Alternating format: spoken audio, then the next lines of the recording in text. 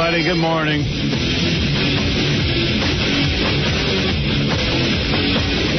I have so much hair. It's in my eyes. Like I have to brush it out. Hey, now. Is it time for a trim? No. Just it's an issue. This microphone has to be fixed, Scotty. It's wobbling. Good morning, everybody. Sorry, a little technical problem. I'm bringing you into the behind-the-scenes goings-on here at the radio station. Quiet, numbskulls. I'm broadcasting. You know, I just read this very small mention of me in the newspaper today. That's, you know, there was somebody... I don't even know what this means. Encore cares about karaoke. Opening night, the West 24th Street Club called in Howard Stern's personal sound guy to fix the machine. Well, who's your personal sound guy? But what is Encore cares about? What is Encore? It's an item that nobody would understand. Yeah. Most of all, me. It sounds like some club is opening, but I'm not sure of the name. Who's my personal sound guy? Is that Scott? No. I don't know. Scott, I didn't know side job? But where did I get a personal sound guy? I don't know. Do you walk around worrying about the sound around you? I don't know. Someone's going to have to elaborate. Howard Stern's personal sound guy. I mean, think about how ridiculous that is. I've understood when you've had a personal hairdresser and a personal, you know, a stylist, but a sound person? Are you involved in this, Scott? I'm innocent. I have nothing to do with it. Yeah, I wonder what that is, a personal sound guy. I don't know. I mean, I guess I'm that guy here, but I don't go outside and claim that I'm your sound guy. I just wonder. I wonder how this story comes about. I would be fascinated. Who worked on? Encore cares about karaoke. Now, what is Encore? Is that the club? It's a club. Opening night, the West 24th Street Club called in Howard Stern's personal sound guy to fix the machine. They must be desperate. Howard Stern's the sound here is terrible. They must be. Yeah, don't call him my sound guy. Don't call me. Yeah, I've got horrible sound. You got to fix this mic. It's like it just starts going. Oh, okay. I don't know what it is. Tighten it up. Thanks. No problem. Mr. Cheerful. That's me. You gotta call your personal sound guy. Look, here it goes. There goes the mic. It's going limp. Ooh. Wee. Yeah, it looks like my wiener after... All right, when you take a break, What? When you take a break, I'll fix it. You have to interrupt me to say, well, when you take a break, I'll fix it in the middle of a sentence. I was doing an analogy to my wiener. I apologize. All right, goodbye. You drain me. Really, your voice and your affect and the way you say things just is so anti-good radio. I've never seen anything like it. What is it? What is it? Because you have a mustache, you try to keep your mouth straight when you talk? No. No? I don't know. It is a way of speech that you have. It seems very stilted, very affected. Really? Really? Really? Like a guy. Like you can't, like, really? I mean, it's like you drain the energy out of the room. I'm sorry. Go back and figure out how you cannot drain the energy out of the room. Okay. I'll work on my speech. Write an essay on it. Right, Robin? You know what I'm talking about? Well, you know, at first I was going to say maybe it's an on-air thing, but he does drain the energy out of a room even when he's off the air. Well, that's really nice. Wow, that's really nice. I mean, I've never heard anything like it. I've always considered that part of his charm. Thank you, Artie. At least I get a compliment somewhere. It was left-handed, but... Thank you, Scott. He's much better on the computer. He writes me notes, and they're fun to read. But really? Yeah. But when he comes into the room, you just want to hang yourself. I bet you there are more suicides committed in his presence or after people have hung out with him. Do you know anyone who's ever killed himself? No. No one on your bowling team? Can't say No one you ever worked with? Not yet. No? No one's ever gone postal after hanging out with you? Not yet. Yeah. I think they threatened to, but... I think they threatened to. Hasn't happened yet. Right? It's horrible. Does he irritate you the way he irritates me? I'm trying to think what the high suicide rate jobs are, and one like if a coal miner lived next to Scott, what are his chances? 0. Come on. I don't know. I mean, come on. I'm kidding around. It's true. I mean, I've never seen anybody drain the energy out of a situation. I do that, yeah. Yeah. It's my specialty. But It's like, I want to go home. You know what I mean? I don't want to do the show when he's in the room. I'm leaving.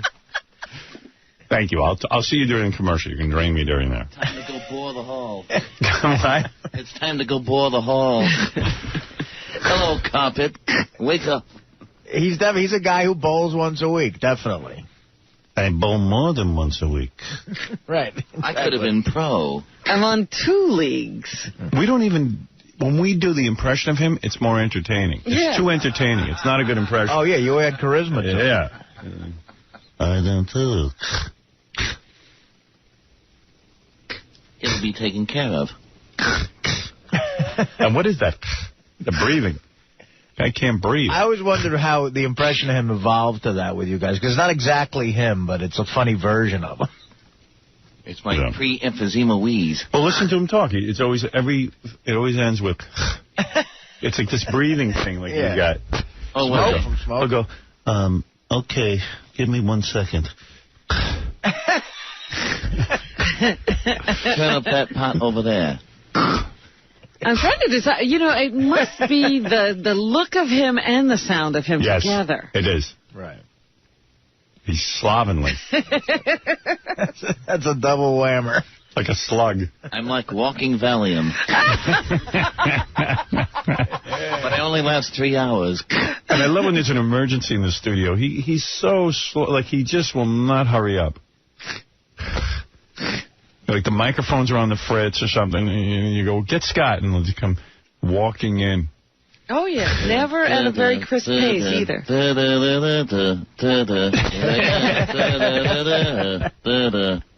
I watch turtles go past me. You'd think he worked in another building. It takes him so long. Yeah, right. Like where is he? Let's see. Here's Scott, the engineer, checking the microphone. Hey now. Hey now. Oh, man, I don't know. We're bringing him with us to satellite. God help me. I love the guy. His work is great. Mm-hmm. I'm here in case things get too exciting.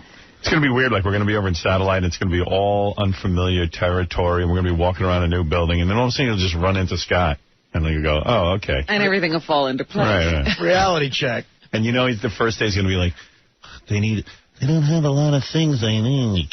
I told them. The equipment isn't... The line isn't balanced. Yeah. They didn't listen to me. I have to drain the room again. Yeah, what's up? I think we figured out who that guy is. I don't want to give his name on the air because I'm not sure. But I think we know. What guy? What guy? Your personal sound. Yeah, right. guy. But I mean, like, how do I know him? He's been up here doing things for us. Oh, I know who you mean. Oh. He's a friend of Dan's, the song parody man. Who are you talking about? My redheaded friend? No. Somebody else. A friend of Dan's? Yeah. Is my personal sound man? I guess he claimed to be. And why has he been up here? He's been up here helping out with the helping out with the losers. He did. I don't even know who that is, do I? Would I know him if I ever saw him? He was up here with Bon Jovi. Bon Jovi. Yeah, he was up here with. Yeah, you would know him. I know who it is. He was up here with Bon Jovi. Yeah, he was the guy from the sound rental company. Oh, my God. And he helped us with the losers do the mixing and everything. My personal sound. Why do you think that he would go around saying he's my personal sound man? I don't know if he said he's your personal guy, but he probably said that he's worked on the show and helped us out here. Okay. They couldn't find my number, so they called him. Yeah. I figured out who he is. I've done some super sleuthing. Yes, it was on the internet. I'm Sherlock Coma.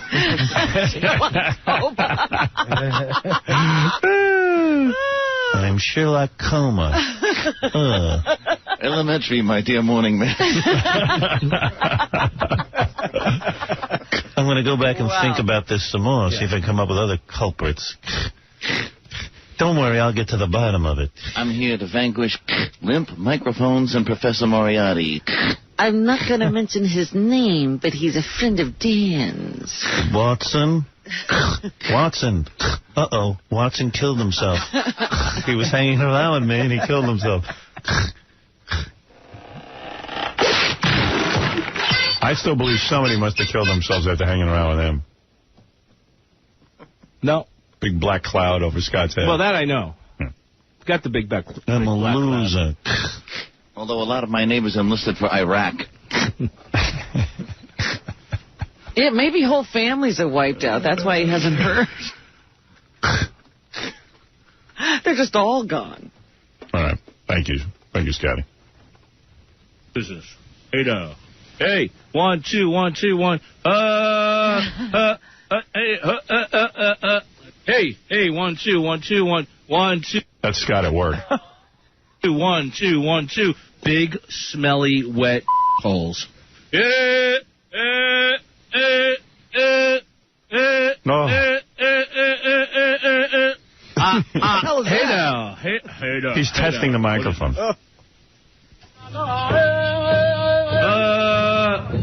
He's an Indian.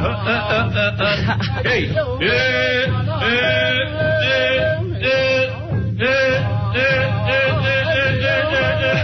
You didn't know he was part Indian. Like you. It's his suicide dance. Right before people kill themselves, he does it.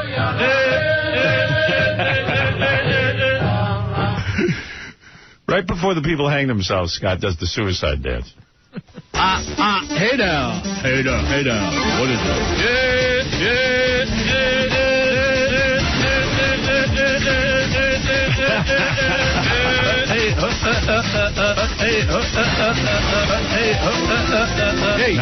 Hey. One. Techno, Robin. Wow. Wow. Anyway, I just thought that was an interesting little thing. You know? My personal sound guy. Crap like that bothers me. Well, especially when you don't have one. I got real irritated by Sal. I wonder if he has something to do with this. I get this T-shirt in the mail the other day that says Howard Stern online chat with a big picture of, on the back it says my name in big letters, and then a picture of Sal, the stockbroker, a cartoon drawing of him. Are you got anything to do with that? No. What is that? What is that? Why are you annoying me so much? I don't know. What happened there? I try to do everything to make you happy. What is that T-shirt? I don't know. This guy keeps emailing me, and it got to a point where I said, look, just do whatever you want. Get out of my hair. Just do whatever you want. I mean, this guy... You give him permission to make T-shirts with my name on it? Absolutely not. I have nothing to do with that. This is all across the back, Howard Stern. I know, and now he wants to do the same thing with Richard, and I just stopped replying to this guy. Well, why did you say you just said two different things. You said, I gave him permission to do whatever he wanted. This guy said he's a big fan of the show, and he's starting an online chat. Okay. And he says, can I make a T-shirt with your face on it? And that's all I thought it was. So you gave him permission to do it? Just to put my face on a T-shirt. I didn't know he was going to put Howard Why Stern would you on. do that? I didn't know the name of the website. Because... Why would you give somebody... I feel you're lying right now. I'm not lying. Why would you give somebody permission? T-shirt. Why would you give somebody permission to use your image? Because I don't care. Nobody wants to buy a T-shirt with my image on it anyway. So I said, go ahead, do what you want. It was a fluke. When the guy said to me, I want to put a T-shirt with your... So did you say to him, don't put Howard's name on it? No, because I didn't think he was going to put your name on it. If I thought he was I know better. Believe me, I know you'll hit the goddamn roof if your name's on something. Use your brain. You don't think. And you know what it is? You like being on a T-shirt. That's fine. I don't like being on a T-shirt. I don't care about being on a T-shirt. Then why would you say yes to being on a T-shirt? He's lying. No, he likes to be on a T-shirt. That's not true. I don't like being on a T-shirt. Thank you. I've had enough. This is like a one-sided people's court. That's it. You just gave me all the information I need. I told the guy do whatever he wants. No. What do you mean no? Now you're taking that back? All right. Thank you. It's done. Conversation over. Court's in recess. You've been convicted and tried. Judge Howie has heard enough. Judge Howie's heard enough. I don't need to hear more. That's all I needed to know. So what's on this T-shirt now? No, it's got my name all over it with Sal the stockbroker, and it's like I don't want that. Then people think I'm ripping them off. Somehow. A crappy T-shirt. Some crap T-shirt. You know what I mean? You should see this T-shirt, Artie. Even you wouldn't wear it. No, but it is a lesson. You got to tell people. You got to tell people specifically, like 1,000,000 times, do not. All right, I have it, because sometimes I have a difficult way of expressing myself. So I'm going to calm down and explain. You have a difficult way of expressing yourself. Right. All right, let me hear this. The guy sent me multiple emails. He was hounding me. It got to a point where... He was hounding you? Yes. You had to open the emails? They're sent to me. Okay, so he's hounding you through email. No such thing as deleting it, moving on with your life. But go ahead. Go ahead. Let's hear the rest of the explanation. Look, I probably have 4 fans, so when somebody sends me an email, I'm polite to them. You're excited about it. Right. Okay. That makes sense, right, Robin? So far, so good. Okay. All right, go ahead. So it got to a point where I replied and said, I can't control what you do, just do what you want. You can't control what he does.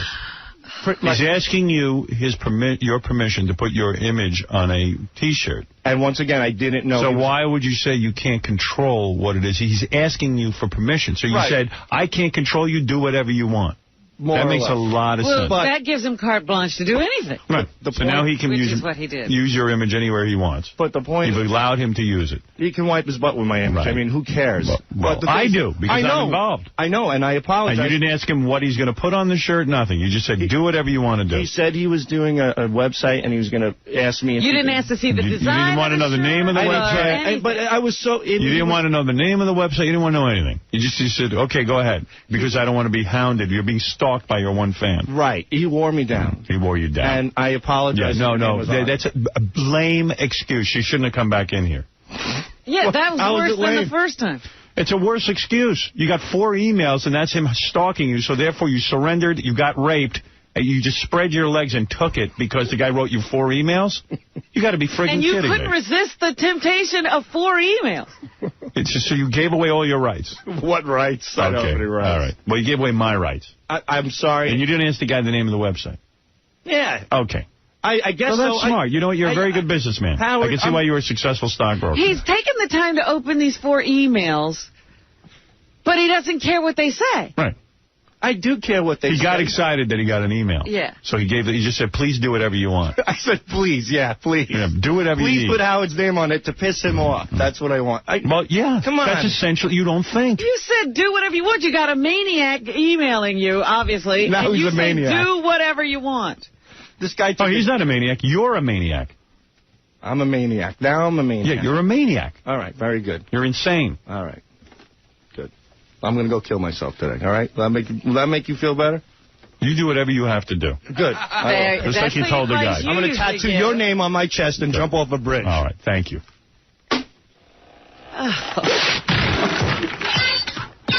He doesn't understand, once again, how he wound up in trouble. Yeah. What did he do? Did nothing wrong. Do what you got to do. Do what you got to do. You can't say no. No is not... The email that says no, he can't write. What? Do what you got to do. Can't he say no to... He's afraid he'll lose that fan if he says no. Yeah. He didn't want to lose his fan. And I like how he always throws Richard Christie in there, too. Oh, yeah. Notice there isn't a Richard Christie one. Just a Sal one. He's always got to bring up another name. Deflection. Yeah. Sal was excited to see a cartoon drawing of himself. Do what you want. What was that song by the Mamas and the Papas? Do what you want to do. Do what you want to do. Go where you want to go and do what you want to do. That's Sal's theme. Say what you want to say. Right. That's his outgoing message. All right. Who else can I pick on this morning? Who else is on there? Who's within my sight? Who else has done something wrong? It's all quiet. Can't get anyone in my sights. I can solve the issue. Look. What? I can solve who your personal sound man is. Who's that? I'll come in a second. I'll tell you. No, tell me on that thing. You're funnier on that. Okay. Dan, the song parody man, just showed up here. He was telling me Saturday night that he has some friends who own a karaoke bar, or his cousin's friend owned a karaoke bar. They called him at like midnight because it was their opening, and the system was down, and he ran over and he fixed it. And then he left. Dan did? Yes. So Dan, the song parody man, is my sound man? Well, he said he didn't tell him he was your sound man, but they knew he worked for you, and maybe that... How would they know he worked for me? Well, he's here. You want to ask him? How do they get that information? I don't know. He's here, and you can ask him. I don't know the answer. You want me to go ask him before he comes in? No, I don't care. Someone's coming at the side. I'm just curious. So Dan, the song parody man, fixed the karaoke machine. He never told them that he works with me, but somehow... Well, I think that his cousin or a friend of his cousins called and they knew that he worked here at times, but that's not why they called him. Does that make sense? Okay. Thank you. Thank you, Baba Booey. That was Baba Booey.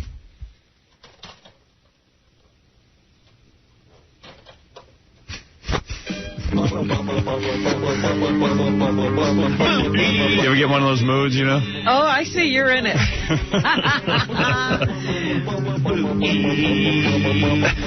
How does Dan explain... I knew this wasn't over. Hold on, I'm going to make this easy. You ready? I'm just confused how people conduct their lives. I have a different way of doing things. Dan, how did they know that you worked with Howard? Okay, this wasn't anybody related to me. I got a phone call at midnight from a friend. Just how do they know that you work for Howard? That's the question. I got the person who called me to ask me to come fix it knows that I work here, so they obviously told their relatives who run the karaoke bar, oh, this guy's good, he works for Howard Stern. And that's the only assumption I can make. I basically walked in there, enough. Thank you. fixed him. All right, that's enough. He overtalks. We got it. I got the answer. We got it. Thank you, Dan. I mean, assumption. Well, all right. Okay, there you go. Now we got to the bottom of the story. See? Turns out to be no story at all. No story whatsoever. We'll be packing our bags today, thanks God. We'll be doing that. You'll help us pack our bags. I got to get out of here. I can't wait already. I got to get out. Some press release came out yesterday about subscriptions going through the roof over where we're going. And did you happen to see that? No, I didn't. Let me see if I can find it. It was really, you know, that's great. Everyone's coming with us. Well, not everyone, obviously, but a lot of people are. And that makes me feel good. Excellent. Because I'm really working hard to make this thing the greatest thing ever. And I just don't stop working on it. I love it. I'm enjoying myself like I never have before. And I'm ready to leave here. These creeps at 𝗛cie𝘄𝗿, you know, everyone is so panicked. I was seeing that the competing satellite company, XM, now is all freaked out about Sirius' subscriptions. They're planning a big fourth quarter advertising campaign. I've noticed an increase in their advertising lately. Yeah, those morons sat in my apartment. What do we do next? What do we do next? I said, what do you do next? I don't know what to tell you to do next. I don't know what to tell you. In other words, they wanted to make me an offer to come over there. And then the guy turns to me and goes, well, what do we do next? Maybe we should have another meeting. And my agent would say, what are you meeting about? Well, you know, I guess what you would do is make us a formal offer. Well, we'll have another meeting. The meetings, they got no shortage of over at XM. There's a meeting for everything. And I said to my agent, I don't know what these guys are doing. They're doing some sort of weird dance. One day, 7 guys piled into my apartment. 7 of them. And I'm sitting there and bringing out, they got booklets on why they're the best. And they're doing a whole presentation. Yeah, with color charts. You never saw a presentation like that. I'm sitting there going, I'm ready to fall off my couch. I'm so bored. And I go, this is some group to throw in with. Some of the programming people looked like they were going to fall asleep during it. I mean, you had to see. I mean, the energy. Talk about the energy being sucked out of a room. Wow. And they finished up this 2-hour presentation. They flew in a friend of mine, Yarmon, and who I love. But I at the end of the presentation, I was like, they go, so what do we do next? This is after 74 meetings. What do we do next? I said to my agent, these guys are not for real. What do we do next? I mean, what would you do if you wanted to buy someone's services? Right. What do you mean, what do we do next? They act as if they've never been in this situation before. What do we do next? Well, let's see. What do we do next? Why don't we have a board of directors meeting? We'll figure out what to do next. The first time they offered me a job 5 years ago, they offered me something. They said, well, we have to go to the board of directors about this. And it was not an extraordinary deal of any kind. And I said, okay. And I didn't hear from him for a month. And after it was announced in the paper, that I had signed with Infinity Broadcasting, they called up and said, listen, we met with the board of directors. They've okayed the deal. And I said to my agent, do they read the newspaper? I mean, it is the broadcast. I mean, it's all over the paper that I re-signed. Quietly done. I've talked on the air. How do they... Like they got to be kidding, right? They were in a meeting when the paper came out. They were in a meeting when the paper came out. That's maybe an explanation that I could not figure out. So now they're going to do a big advertising push. Well, let me tell you something. Well, now they figured out what to do next. You got to understand something. You got to understand the history of satellite. The company we're going to, Sirius, got in the game late. And when I signed, they were only at 600,000 subscribers. Now they're going to be upwards of 3 million. Now, XM is ahead, and the reason is when they were the first company, they signed a deal with General Motors, the car company. The only thing they got going right now is when someone buys a new GM car, they just automatically install that in the car. Right. So people can convert that for like $100. You know what I mean? Yeah, it's not impossible to get. Yes, that's the point. And the thing is now, because they had that deal with GM, so that's why their numbers have gone up. But once all the car dealerships that Sirius has, once those deals really start manufacturing, go into effect, like Ford and all them, game over. Mm. You know. Plus, I told you, I was with a friend at a GM dealership. The guy had no idea who I was. I was just sitting there listening to what was going on, and he says, as soon as the satellite comes up, he goes, we don't have Howard. Yeah. That's what they said. They get really sad, and they start to speak in low tones. I know. Well, you know. Oh. What can I tell you? Hey, Eddie. Hey, how you doing, Howard? Hey, brother. Pretty good. Hey, Artie, Robin, Fred, how you doing? Listen, Howard, I hooked up my Sirius. I called in. It was so easy to put it on. I called in. I got a great... I'm surprised. I heard something they do something like that, and I'm surprised. That's how Jack LaLanne went out of business or whatever. Not Jack LaLanne. There was one, I remember, an exercise, a gym. Exercise place, yeah. Vic Tanny, I think. Used to give, years ago, a lifetime membership. But that's great. That's great. Good for you, Eddie. I know. Good for you. It's great, man. It's great. Good for you. You know, I got you ready, Howard. I'm ready. I'm going with you, man. My brother gave it to me for Christmas as a birthday present. And I'm all the way. I'm going with you guys, man. So I'm looking forward to seeing you. You were born on Christmas? Yeah. Oh, interesting. It's Jesus on. Tell me more about your life. Well, I was upstairs. I did the limbo. Oh, yeah. With high pitch. So now Irish John named me Eddie Sachs. I said to them over there, I said, lifetime subscription, you should only give that to 90-year-olds. How old are you? I'm going to be 38. Yeah, what's your life expectancy? Let's see, what are you, Hispanic? I'm Hispanic, yes, sir. Yeah, you live in an impoverished neighborhood? Oh, yeah, I live in, I actually live in the Bronx, and it's a nice neighborhood. It's not too bad, you know. He doesn't have much time. Either you'll be killed in a gang war, or so maybe you'll live to 50 if you're lucky. All right, so now I understand why they gave you a lifetime subscription. I don't come out of my house. Once I go in, I don't come out. Oh, boy, you see? Well, maybe with the lack of air, the lack of oxygen, you'll drop dead soon. I actually know Eddie. He delivers downstairs. He's a produce guy. Yes, very nice guy. Yeah, I deliver to Noble, Howard, your favorite place. Yes, I know you. I know who you are. I've got my eye on you. Now that you have a lifetime subscription, I got to make sure you're not too healthy. Thank you. Thanks a lot, Howard. Bye-bye. Right. Howard. A lot of Hispanic guys have trouble saying Howard. They can't put the D at the end. And we worked with a morning guy here who used to be on the Spanish radio station on the AM. And it's one thing, he named his son Howard, and he called him Howard. I said, why would you name your son Howard if you can't pronounce it? What do you mean I can't say Howard? I go, it's Howard. That's not how I say. I say Howard. All right. Listen, another thing that doesn't make sense to me. Put that on the heap right next to the guys at XM. What do we do next?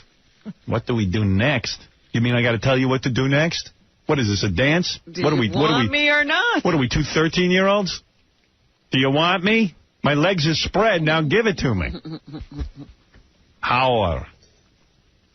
I love how, like, you Panero goes around saying, oh, well, there was a good deal for Howard, but a very bad deal for Satellite. I'm like, oh, okay. Real bad. Seems like the best thing that ever happened. Yeah, it seems real horrible. There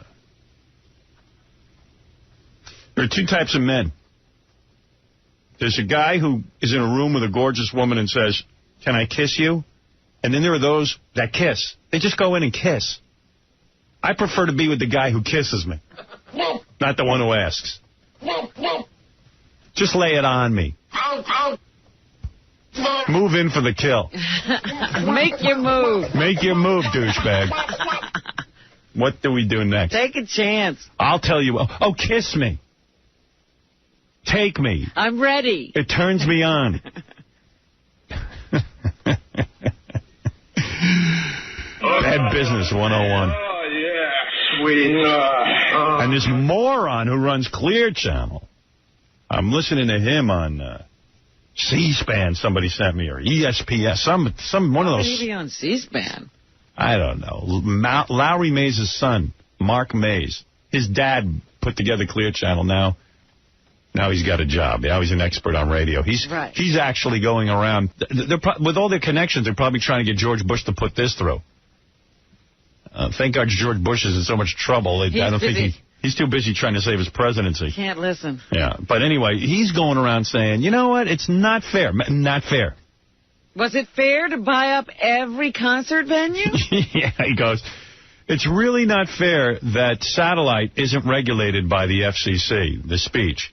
And to make it a level playing field, a level playing ground, they have to regulate Satellite. You notice how all of a sudden these guys are scared of Satellite? One reason, and one reason only. Hello. They never used to worry about it. They used to let their employees work on it. Bubba the Love Sponge was telling me he used to be on Satellite and be on Clear Channel at the same time. Right. They could have cared less. But they kicked you off the air. They kicked me off the air. Now they want a level playing field.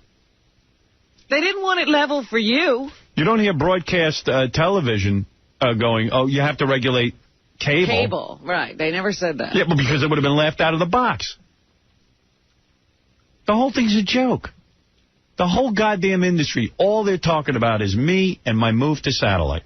And I love it. I love that the mighty Clear Channel sitting there begging the government to regulate Satellite. How is that not fair? It's a pay service. Yeah, it's a pay service. Well, it's not fair because they've had an open door to people's wallets. Well, let me tell you something. They've had a monopoly. He comes from a background where his dad handed him everything. So he's like, well, wait a second. Well, that's what they do. They chum up to government officials and try to make things fair for them. Right. What do you mean, how is it fair? People have to pay for where I'm going. Sure. How's that fair for us? Right. It's not free airwaves that were given to you. We got to create a whole new universe. I love how suddenly they're worried that they're being disadvantaged. His father gave him a company. He has no clue what to do with it. It's his father who's the brain. Well, it's just sitting there raking in the cash, and now he sees the threat of competition. He's like, oh, we've never had that before. Yeah, That's not fair. We don't want to compete. we want our pal George W. to somehow regulate these guys out of the industry. That's right. We don't need competition in this industry. We're getting nervous. Between the two satellite services, there's already over 8 million people subscribing. Wasn't the line no one's going to pay for radio? Now all of a sudden there's 8 million people paying. And watch it double and triple. And quadruple. Because it's not fair. You got to level the playing field. Wah, wah, wah. Wah, wah, wah. Wah, wah, wah, you big baby. That's what we'll do. We'll regulate everything so you can have a level playing field. I might not get any richer. Yeah, the guy's only worth $12 billion. Well, I think, we've always viewed ourselves as very responsible broadcasters, and that's really what we focus on. We do think... Good, be responsible, which means bow to the government. Is that the son of Mays? Yeah. that creating a level playing field for that indecency is critical from the perspective if you're going to allow one content provider a different series. Yeah, well, then shouldn't we regulate the Internet? He's not worried about that. He's only worried about one name, Howard Stern. Period, end of sentence. That's right. If he can't use you, nobody should be able to. Right. You should just be drummed out of the business. Well, that's what he was saying after he fired me and didn't pay me. He said that Viacom should have to fire us, too. Absolutely. And then when I signed with Satellite, now he says that Satellite should have to be regulated. Well, why not regulate the Internet based on that, Mr. Mays? Maybe we should regulate everything so you can have a fair playing field, so that you can get even richer. You know what? Let's see the future. Here's my prediction. Your radio station's worth $0. What do you think of that prediction? $0. Well, they should level the playing field. Howard Stern's ridiculous. I don't think our stations are in any danger of being worth $0. Let's see. I can't wait to say the F word. Let's effing see. I'll be saying the F word in 46 shows. 46 shows from now, I'll be saying the F word. We've always thought of ourselves as responsible broadcasters. No, you haven't. Or sets of content versus another content provider. In other words, you're going to allow satellite radio or to go out and broadcast the Howard Stern show, or you're not going to allow us to. Then you have to create some... No, you took me off the air because you bowed. You're going to allow them to broadcast the Howard Stern show? You're not going to allow them to broadcast... You fight for your rights. You know what he wants? He wants a baseball game where the umpire roots for one team. Right. Him. Dude, it's a pay service. Get it through your head. The United States Constitution protects that. It's a pay service. People have the right to bring it into their home.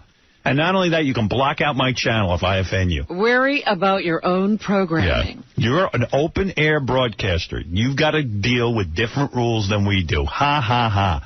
Go F yourself, you frigging spoiled rich brat. And they're the rules you agreed to. You've been handed everything in life, including a company.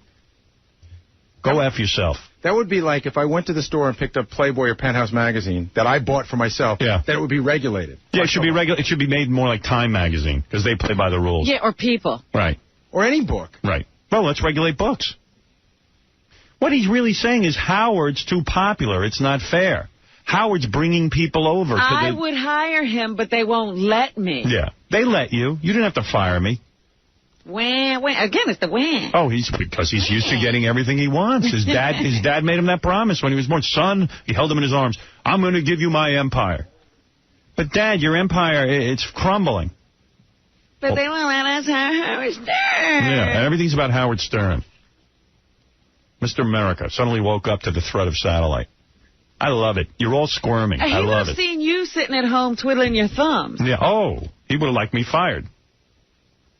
Oh, I can't wait to use the word sea-sucker on the air. He decided not to broadcast you, not them. Yeah. Well, he did broadcast, and then when the heat hit his little feeties, he threw us off. Hey, Mike. Hey, what's up, Howard? How you doing? Hey, brother. I can hear it in your voice. You can't wait to go to satellite. I cannot wait. Why don't you just go now? Just quit and go now. Let's get it going. I can't. Let's do that. Why can't you? Why can't I quit? Because I have a contract and I'm honoring it. Although I see there's a way for me to get fired. Listen to this. What's that? I just read this. This is funny. We got to find out what happened.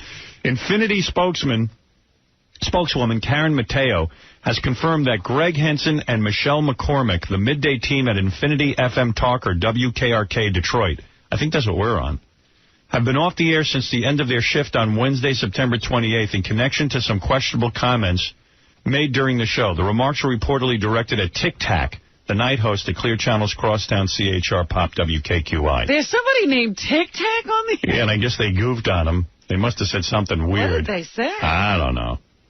Who knows what they said about him? I don't even know who Tic Tac is. Let's talk about Tic Tac. So if I could just get a transcript of that and insult Tic Tac, if he wouldn't mind, then I guess if I insult Tic Tac, I'll be fired. Tic Tac. Wow. No, I'm a man who honors his contracts. Infinity Broadcasting has been my home for 20 years. I am an honest guy. I'm a forthright guy. I am not going to sit there and try and get myself fired or be up to shenanigans. You honor your contracts. You expect other people to honor theirs. Yeah, the only people who honor contracts these days are the radio talent and Infinity. They've always honored my contracts, and I admire that, and I'm not going to screw them over. I'm a man of my word. Hey, is Tom back today? No, and I got to find out what's going on with that. Let me take a break. And then I'll check into that situation, okay? Because, Howard, hold on a second. They bleeped that guy when he was talking about that lifetime subscription. Oh, they bleep everything. They don't know what to bleep. They bleep there's so much censorship. Everything is indecent and obscene. Everything's indecent. They're worried that someone will hear a word about satellite. Forget it. I'm going. It's all over the newspaper. It's over. I guess the only chart XM didn't bring was their checkbook to your apartment that night, huh? Nah, it wasn't even that. It was just like they were like doing this dance where they're convincing me what a great company it is. And I go, okay, great. Now what? Now what? The guy says to me, now what? I go, I don't know. Do whatever you want. He's not supposed to be the now what guy. You are. Why'd you take off yesterday, Howard, if you don't go to Temple? What's the deal? What are we doing there? Hey, brother. If I could you tell me, brother, all right? Because that's why you ain't quitting, because you want the money. You ain't going to leave those greenbacks on the table. Dude, I'm getting way more money. You're honoring your contract, okay? Don't blow smoke up my ass. What? He's saying that Jews are only in it for the money. Well, let me tell you something, douchebag. That's why you're quitting. You wanted to quit 6 months ago. You're not leaving that money on the table. Well, let's poke a hole in your logic then, since I'm a cheap Jew. I didn't call you a Jew, okay? I asked you why you took off I would take the implication. And you go to Temple. Yeah, so why do you need the day off? The implication you're making is that I'm staying here for the money. The money is... Why don't you go there then? Quit. I don't. I honor my contract. You don't honor nothing. What about all your fans? You're not honoring them that can't get Sirius. How about them? Well, what do you want from me? I have to leave. Exactly. I don't have an opportunity of broadcasting. I don't care. Man, I honor my fans. I don't put out coffee mugs and crap. Get off my phone. Every day. I can't get you on Sirius. Good. I don't want you there. Shut up. Oh, my God. Shut up. That was a strange phone call. Yeah.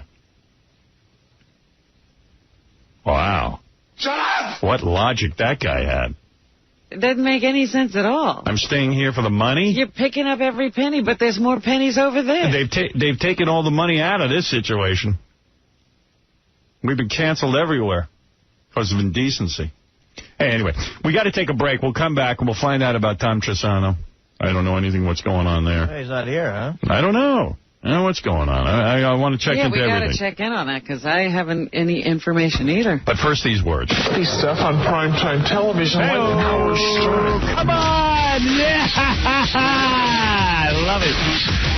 Come on, let's get it over with. It's 46 shows left here, but one more down the drain today, so let's call it 45. It's time. We're packing our bags later in the show. Hello, Gary. This is Raleigh Martin, author of the book The Coming of 10. I have information concerning the flood down in New Orleans and other places along that Gulf Coast. And I think Howard and I should discuss it a little bit. So why don't you guys give me a call? Take care. Give my love to everybody. Best wishes to Robin and all the crew, okay? Take care now. Bye. So, Riley, let's assume... Good morning, Riley. Good morning, Howard. I got your message. That's why I'm calling you. Let's assume that you're telling the truth, that you have been abducted by aliens on numerous occasions.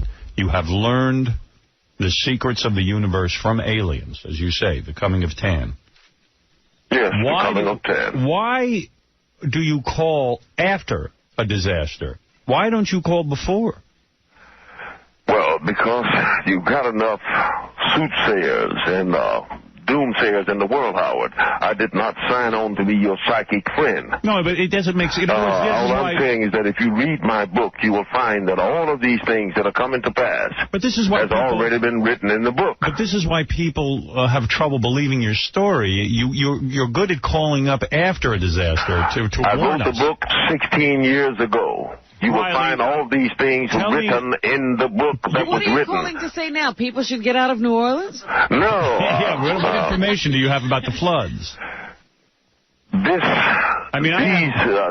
storms, the intensity of these hurricanes and these floods are a direct result of humanity itself. That is, we're putting hydro and fluorocarbons and methane into the atmosphere at a drastic rate, heating up the air, letting through... but we knew that. Yeah, UV rays at the ozone that's warming up the waters is causing these terrible storms. But we know that already. What are you telling us that's new? Apparently the world does not know it because it's not going to alternate energy sources. It is not making drastic steps to alter this circumstance, and it's only going to get worse. Now, as far as those dear people down in Louisiana and Mississippi and around... How is this new information, though? This is not new information. This is the information that many environmentalists have been saying, that the ozone layer is being depleted. Well, I am to a great extent reiterating it, but if you'll let me get back... Give us some specific new information. If you'll let me get back to the flood. Get back to now, where it is a terrible and tragic thing. Yes. The flood is a tragic thing. Nonetheless, this is going to be a new birth, a new dawning for that city. And I'll tell you why. Why? Because it's been the government has allotted a lot of money to rebuild. The whole city has got to be rebuilt. People who did not have a house will get one. People who did not have a job will get one. It's going to be for like 3 or 4 years. Right. Then they are going to become productive, tax-paying citizens and all this. I understand. Consequently, hey, Riley, the money that the government doesn't steal. Riley, you can't mean that's the information you called us with. Is that the information you wanted to tell us? By the way, yeah, among other things. Hey, by the way, Riley, I've got this is fantastic. And by the way, everyone should go to thecomingoftan.com. But I understand you were contacted on the phone by aliens the other day. I have the tape of it. I'd like to play it now so people can hear it. Do you remember that call? Yeah, you understand. You guys are totally mentally challenged, I suppose. But play it if you wish. Okay, here we go. Mentally challenged. Hello? Yes, can I speak with Riley, please? Yes, who's calling? Riley, this is Meatzorp. I'm a Targzician from the Blumpkin Galaxy. What are you laughing for? Have you been drinking? Who are you? We've had a meeting, Riley, and we've decided that you're maybe not the best representative of us aliens. Do you understand that you are wasting my valuable time with this asinine bull? Is this Riley Martin? I am 𝗛cie from Planet Sphincteroni. I know who you are and what you are, and you are wasting my time. Riley, can you hear me? I am Harry Tate from the Planet Bullseye Car. You have stomach problems. Sometimes there's blood in your stool from alcoholic imbibing. Keep talking. I'm stroking my hydrogen rod. I love your voice. And various other things. Nonetheless, the world is dying, and you are trying to do a skit. Have you ever sucked an alien? And may we probe you again, Riley? You're ripe for probing. Listen to me very carefully. When you hang up this phone, quack, quack, quack, quack, you will feel a squeezing in your heart region. Riley, there is a television missing from Planet 𝗛cie. We are going to investigate this immediately. I knew we shouldn't have picked a drunken black guy to spread our message.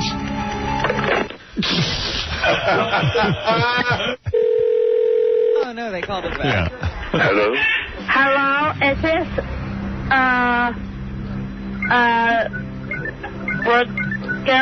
Raleigh? Is this Raleigh? Who's this? This is, an alien from a retarded planet.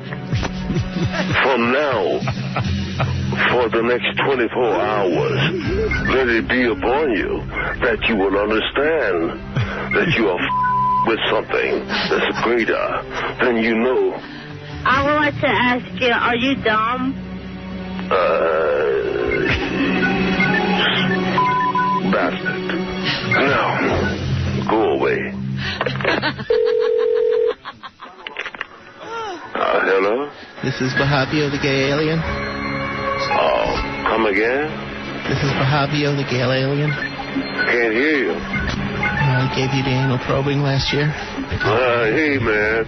You're toast. You idiots.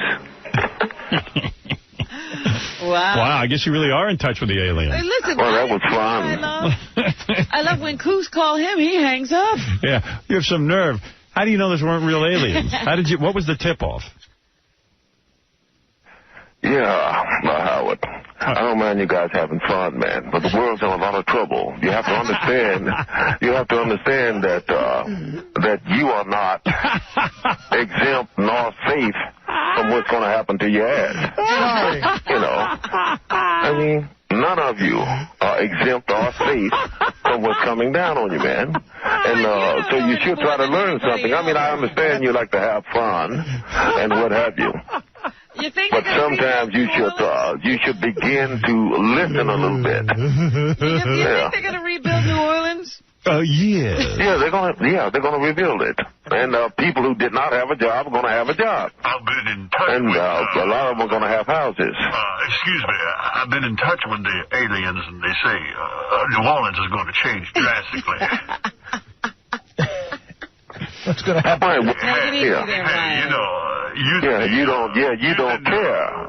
Because you think that you're omnipotent because you got some bucks. You know, you using the F word. And you want to make fun of these poor people? We're making fun of you, not poor people. We knew they were rebuilding New Orleans. Yeah, we already knew that. We were waiting to hear some new information from the aliens. You know. Yeah, it's going to get worse, Howard. There you go. That's going to get worse. All right, listen, everyone go to Riley Martin's website. Can you tell us where the next spot will be so that we be prepared? Let me ask it in aliens. Okay. Where would the next hotspot be? We got more storms coming. Don't worry about it. So you're not going to help those people get out before it hits either? No. Right, what? Look for a rash of new diseases and things of this nature to break loose. The bird flu? Bird flu? Not necessarily just the bird flu. There'll be other giraffe flu. Diseases that will migrate across to humans and things of this nature. Many of them have been planted among third world countries to kill off a number of the people. Hold on. Yeah. The aliens are coming through and they say it's going to get cold this winter. You know what? I think Riley goes to the movies and then he comes back with these predictions. Yeah, John Travolta and such. Otherwise, I know that I'm paying $3 a gallon for gas. Right. And the gas companies are making 4 times more money now than they ever made before. That's true. You guys should try and keep an eye on these type of things because we are being shafted, robbed. Who's planting the illnesses? Killed. All right, listen, bombed out. Riley. Uh-huh. I'm going to tell everybody for more information on all of this stuff, and to get your book, go to thecomingoftan.com. That's really the true message, isn't right. It? Spelled like suntan. Hey, thanks, man. I appreciate that. Thank you. Get that book. And Riley, who's planting the viruses in the other countries? We go to the website, Robin, for Christ's sake. Hey, Riley. Yeah. And find out from the aliens who Jodie Foster's baby's daddy is. I want to know. All right. Thank you, Riley. Hey, thanks, man. Take care. Find out if Ashton Kutcher and Demi Moore are really married. Thank you. Sure. Take care now. All right. Riley, by the way, we're going to have him over to do it. He's finally going to get a half hour. And you'll be able to tell everybody all this information. Yeah, you're going to give me going to give me a half hour, man? Yeah, I really am. Hey, beautiful. All right. Later, brother. Yeah. Right. Take care. Right. Beautiful. You're having fun. Yeah, I mean, there are people dying, man. You've got a house. You think you're omnipotent. I like when he goes, hello, This is Riley Vaughn. Like you don't. You could just say. You got to have the whole name. This isn't Riley. It's Riley Vaughn. You could just say, "Hi, it's me." Yeah. You know, with that voice. Him and High Pitch Eric. You know, it's like. Yeah. Hi, it's High Pitch Eric. I like when he goes, you don't know what's going to happen to your ass. We'll be back right after these words. Carry my stuff. I don't want to carry it. Right. Well, maybe you can get those cheerleaders to do it. Maybe I'll get them, the 2 cheerleaders. Yeah. Who got caught. Gary, get them for this show. Those 2 cheerleaders. Thank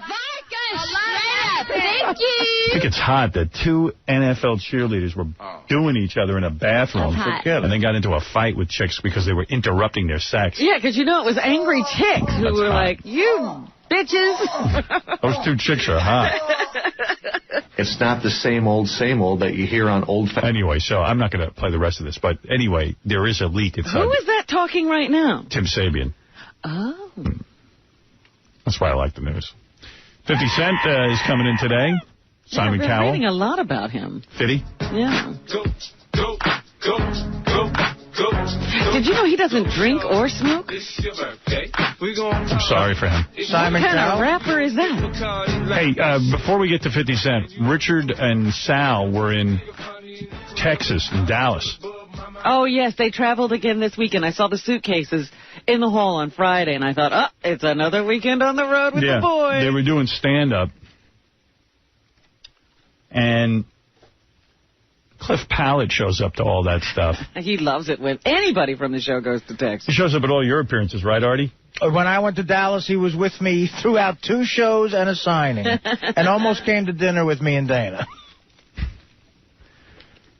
Clef, you live for the dudes coming to the shows and letting you backstage, right? Oh, yeah, I love it. He loves it.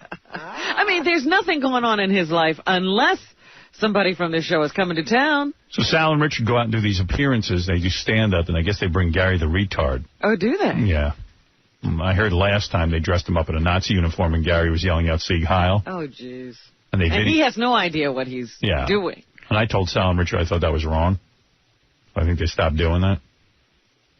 I mean, I just thought it was wrong because Gary doesn't know what he's even doing. I mean, they could get him beat up, and he still won't know why he's being hit. One of the reasons we did that is just because I needed a new set of clothes. So this is actually the outfit Gary was wearing that night.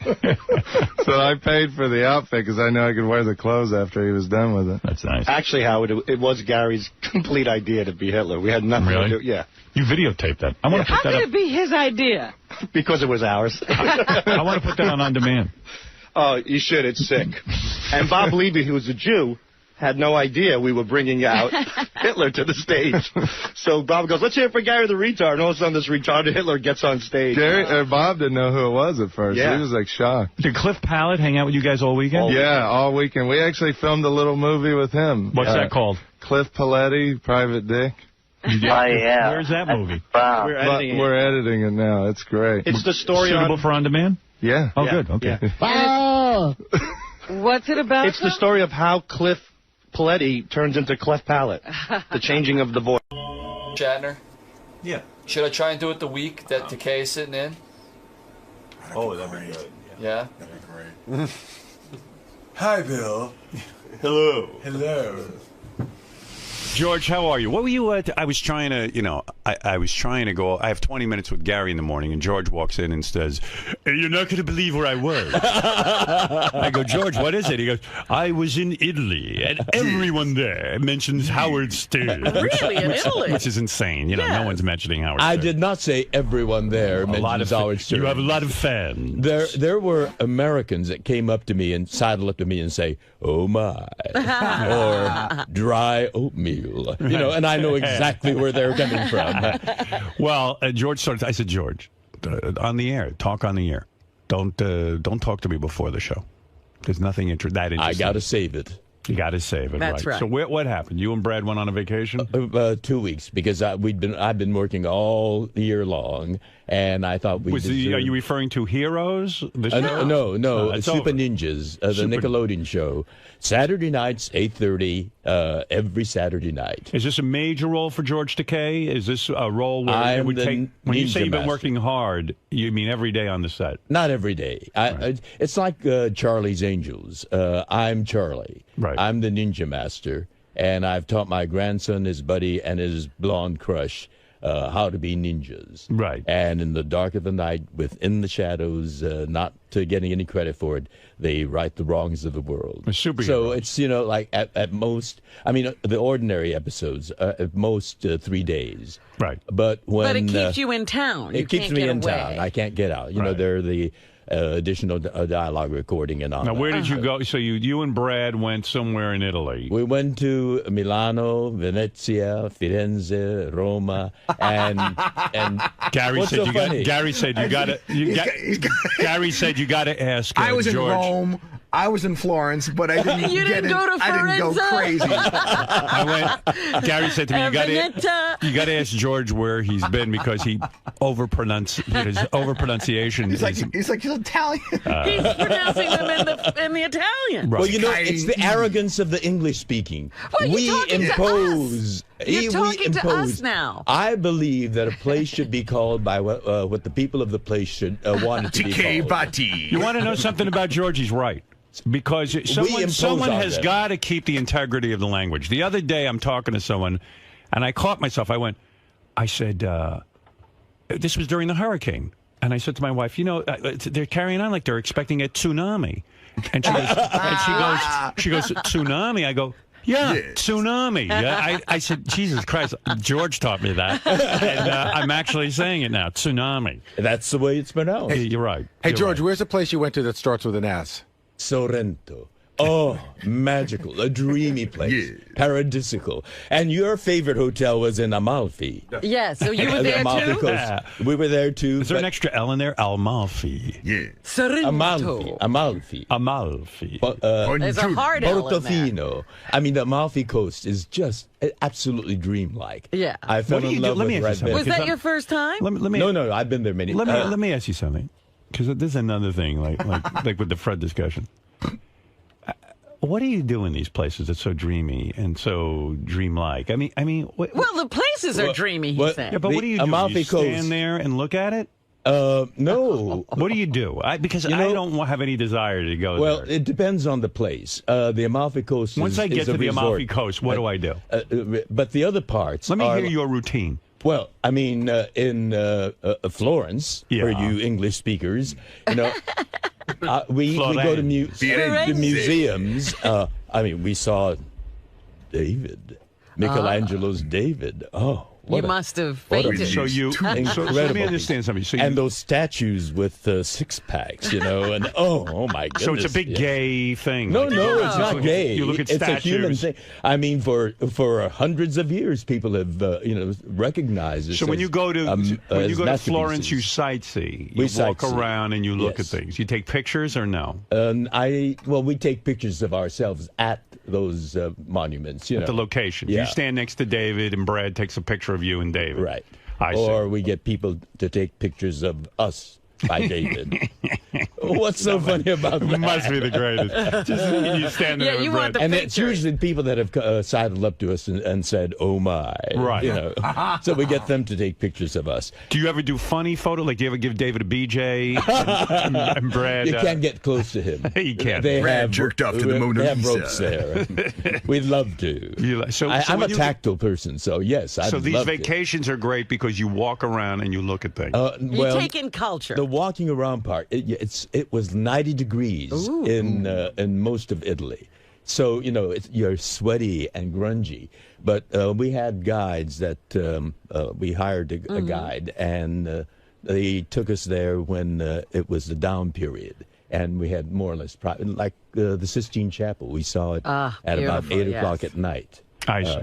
But When you go down to the Amalfi Coast, you go there to relax. And what do you That's do? a more resort. And What we kind of- celebrated what our do you do? anniversary there. Your in wedding Sorrento. anniversary. Yes. Do you when you're and in you the have an anniversary coming up soon. When you're in the Amalfi Coast, so you and Brad are relaxing. You get a luxurious room. You share a bed. With a terrace. Right. You have a terrace. And do the Italians give you a hard time because you're sharing a bed with a man? Did anybody give you? They any are kind of, very sophisticated. They're yes, very open it's a Catholic society. country, but we had no problems. And so you get in there, and you guys, I guess, imagine you get into your swim trunks immediately to get down to the beach. Is that correct? Well, they have a pool there. They have a pool, so you're going to sit by the pool with Brad. Yes. Okay. What do you swim in? What do you mean? Our Like, swimming what is- trunks. What are your trunks? Are they a Speedo? Speedos, I or- picture you in a Speedo. I didn't. Yes, I do have a Speedo, but I did not take my Speedo. What did you wear? What did you wear? Did you wear boxing trunks, boxers? Boxer trunks. Boxer yes. trunks. Yes. Like surf shorts. And what does Brad wear? Does he wear a Speedo? Brad likes to keep his wears a T-shirt moo-moo. on. He keeps his T-shirt on because he's fat. Well, he doesn't like me to use that word. Right. But he's substantial, yes. Right. And what does he wear for trunks? And he was so flattered. One of the Howard Stern fans asked, "Is that Brad?" And I said, "Yes, this is Brad. Meet Brad, Andrew or whatever his name was." And he says, "Oh, he's not as fat as you said he was." No, your point is, Brad was very flattered. Brad by used to that. be ripped like Michelangelo's David. He was. Yeah. He was. Yeah. And so you sit by the pool for how long? Hours? No, we just sip a Campari or we discovered What do you do? limoncello. You what? You Sip a Campari. A Campari. Campari. Campari. Campri.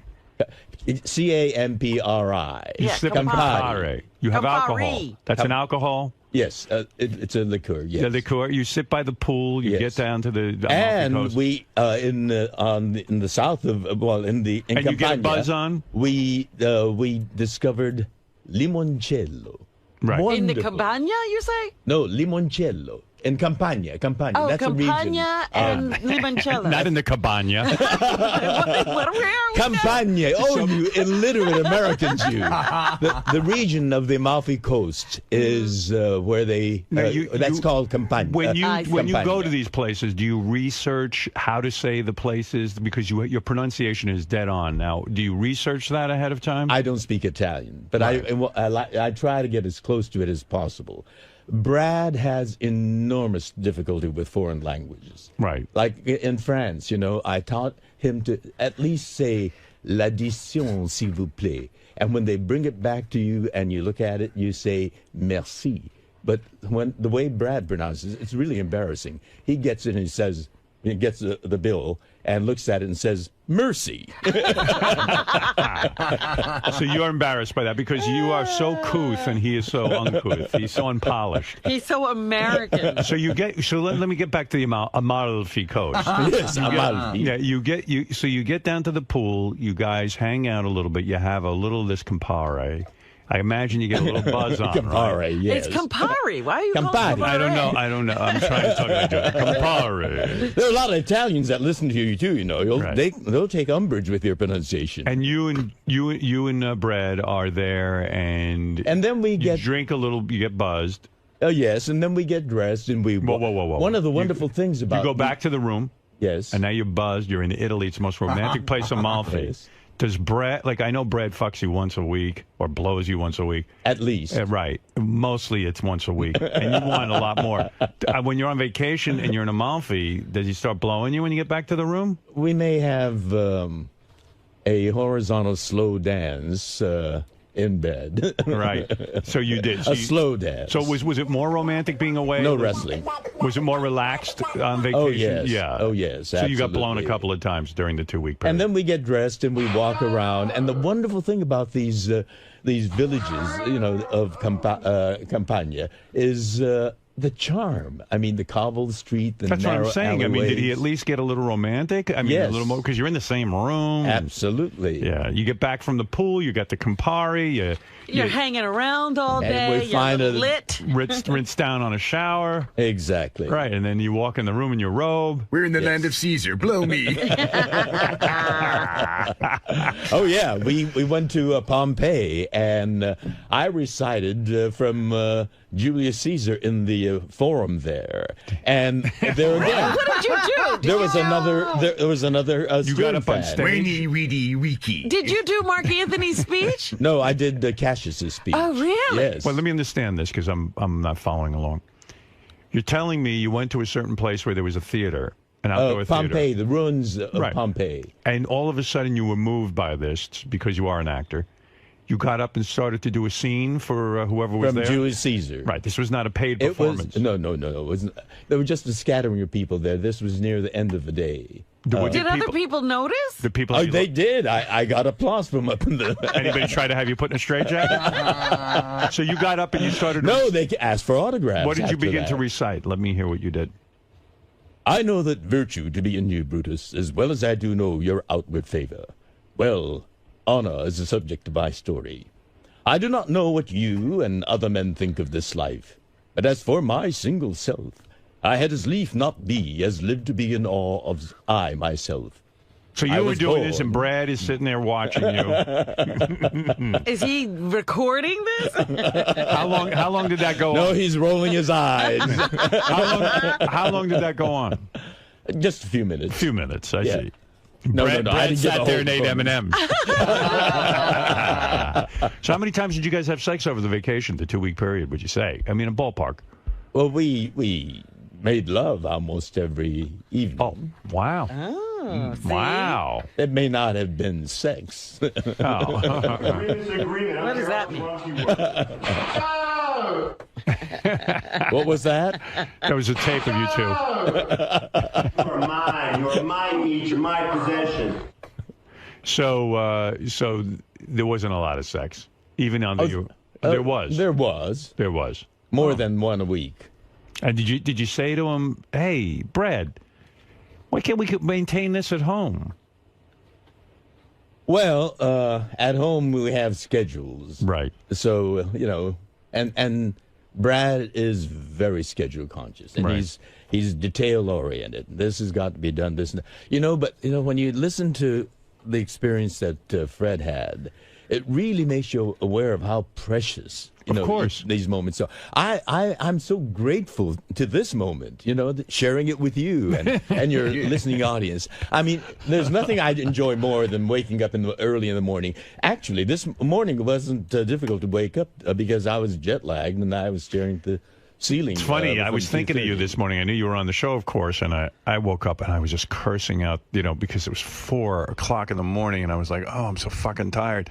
And I went, I bet you George. I mean, George is an older guy. I bet you he's fucking beside himself that he's even getting up this early. But I was wide awake, ready to go. Just wait until tomorrow. I think that's the second day is when it usually hits. Jitters, huh? But I'm fine today. People don't realize how old you are and how good a shape you are.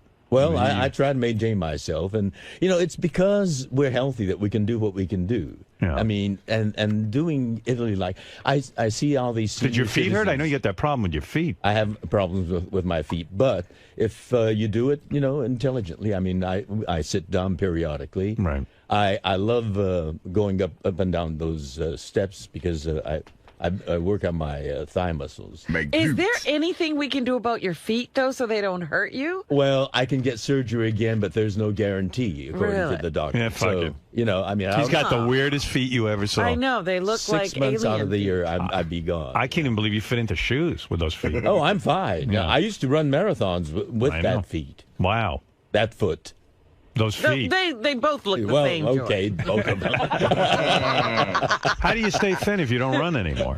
What do? You just walk around? I walk and I work out with weights and so forth. Right. Fitness center, the whole thing. Okay.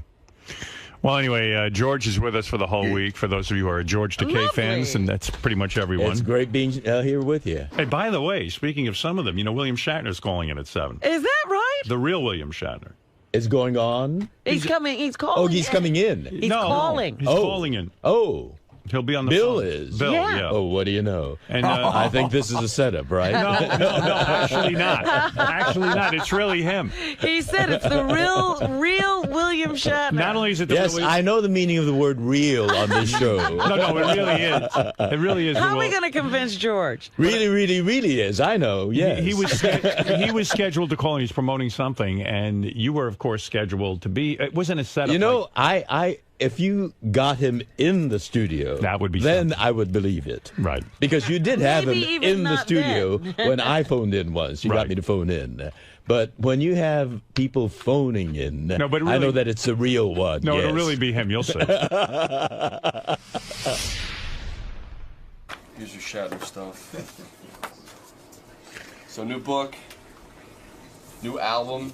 You can see all the songs that he covers there, including Space Cowboy, Rocket Man, Space Oddity. He does a Bohemian Rhapsody. Rocket Man's old. He did Rocket Man years ago. This is a new Rocket Man. Yeah. So supposedly he's earned about $600 million from that Priceline.com deal. Is that true? Well, that stock at one point was trading at obviously at $2 a share. It's now, when I looked it up on Thursday, it was trading at $526 a share. Gare. Priceline? Gare. $526 a share. Wow. He was very upset that Shit My Dad Says was canceled after a year. Wasn't sure why. See, he's treated like a hero when he goes to the Comic-Con conventions. He supposedly charges Why? Because of Star Trek? Yeah, he supposedly charges $75 for an autograph and $95 to pose for a picture with a fan, for a professional picture with a fan. You know, he has that Shatner Raw Nerve. It's that interview show he does on Bio. Right. He interviewed one of the snipers from Washington, D.C., and that whole thing, which was like a big get. Like, you know, no news agency was even able to get them. Must have been a Star Trek fan. He says he's finally admitted that he thinks he's too old to be in J.J. Abrams' Star Trek movies. He doesn't think it would work. He set his principal's car on fire in high school, and he also said he was very lonely growing up. And his father didn't want him to become an actor. And he just turned 80. It's amazing. William Shatner is a very big star. He is always promoting something. He's a hardworking man. And despite what George thinks, George was booked to come here, and William Shatner was booked. I did not do any kind of setup. This was not a plan. Yeah. Bill.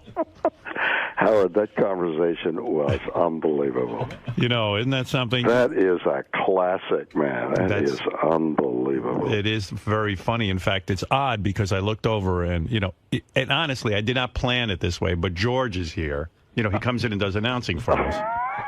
I didn't plan it, and he was laughing at that, and Well, you were he laughing. doesn't even think the real William Shatner will be calling in. George, I assure you it's the real William Shatner. I know. He sounds very real. Here we go again. Here we go again. Yeah, well, you know... You're very good, Bill. I'll play along. No, it really is Bill. Yes, of course it is. It is. It's Bill. Hi, Bill. How are you? The cops are after me. Open the studio with your... George, do you not believe that's William Shatner? What? No, it sounds very much like it. It is. Yes. It is him. It is the real William Shatner. It's the real one. It yeah. is the real one. I love the real one. Bill, I'm sitting here, Mr. Shatner. I'm sitting here reading that you are promoting a brand new record album. Yes, I'm calling you. I mean, you and I are buddies. I haven't seen you in a long time. I know. And I would call you at any time, but not at 4 o'clock in the morning. Right, but what I'm saying is, why are you... I'm looking at the different songs you recorded on the new album. Unbelievable. Why are you doing Rocket Man again? You've done that already. I know. Was it time to bring that up again? Exactly. What was wrong? So that, but that isn't the only song. My God, man, Ian Pace is on the record. It's called "Seeking Major Tom," and it drops October the 11th. And Bootsy Collins and Patrick Moraz. Hey, Brad Paisley, Sheryl Crow, and Lyle Lovett are on the record. There's never been a collection of musicians that have been on one record. Ernie Watts, Warren Haynes. But why did you record Rocket Man a second time? I mean, Richie Blackmore, Candace Knight. Are you kidding me? Is Rocket Man like the only song you know? Frampton, John Welton, Wayne Kramer, Carmen Appice. Come on, all these people. Carmen Appice. Appice, yes. What did he just say? Appice, but I'm not sure. Maybe he's right. Bill. Has Carmen ever told you how to pronounce his name? Bill, why? Has Carmen ever asked you to pronounce his name? No. No, me neither. So how do you know? I don't know. Bill. How do you pronounce Nick Valenci? Valenci? Yes. How do you Edgar pronounce Crowe. sabotage? Dave Davies? That's why. What about sabotage? How do you say sabotage? Which do you say, honestly, Bill? Sabotage or sabotage? That's the way. I'm calling you from Toronto, and it's sabotage up here. So, Where did you learn the expression, my record drops? Yeah, I that know. was interesting. And why does it drop October 4th, October the 11th on a Tuesday, and the book, Shatner Rules, which is a great book about the power of saying yes, drops October 4th. Why do they use those terms? Did you write this book, Bill? Why on a Tuesday, Alan? Bill, did you write the book, or do you have so many books out? I wrote the book. Who else could write the book? Right. This is not a novel, though. It doesn't sound like a novel. No, it's a book about things that I've done and the power of saying yes. Bill, why do you work so hard? I'm serious. I'm not making a joke. No, all right, so I'll be serious. What is this with the books and the DVD of the captains on the 18th and a one-man show on the 19th? Yeah, I don't even know where to begin asking you about these things. What a DVD of the captains? Well, I directed a terrific documentary. Got great notices. We opened it on the aircraft carrier, the aircraft carrier, the Intrepid, a couple of months ago. The sun is setting in the New York harbor, and there's a huge screen on the flight deck of the Intrepid. 1,000 people are sitting there watching the documentary, and the skyline of New York behind. Can you imagine the beauty? Whoa. And there's a DVD of that very well-received film called The Captains dropping on the 18th. Now, the DVD is dropping. That's right. So there's a record. My question, Bill. A record, a book, a DVD, and the one-man show. My question is this. Yes. You still love working, obviously, because you're involved in all these projects. And yet I read, and tell me if this is true, and this is something that we went over a long time ago.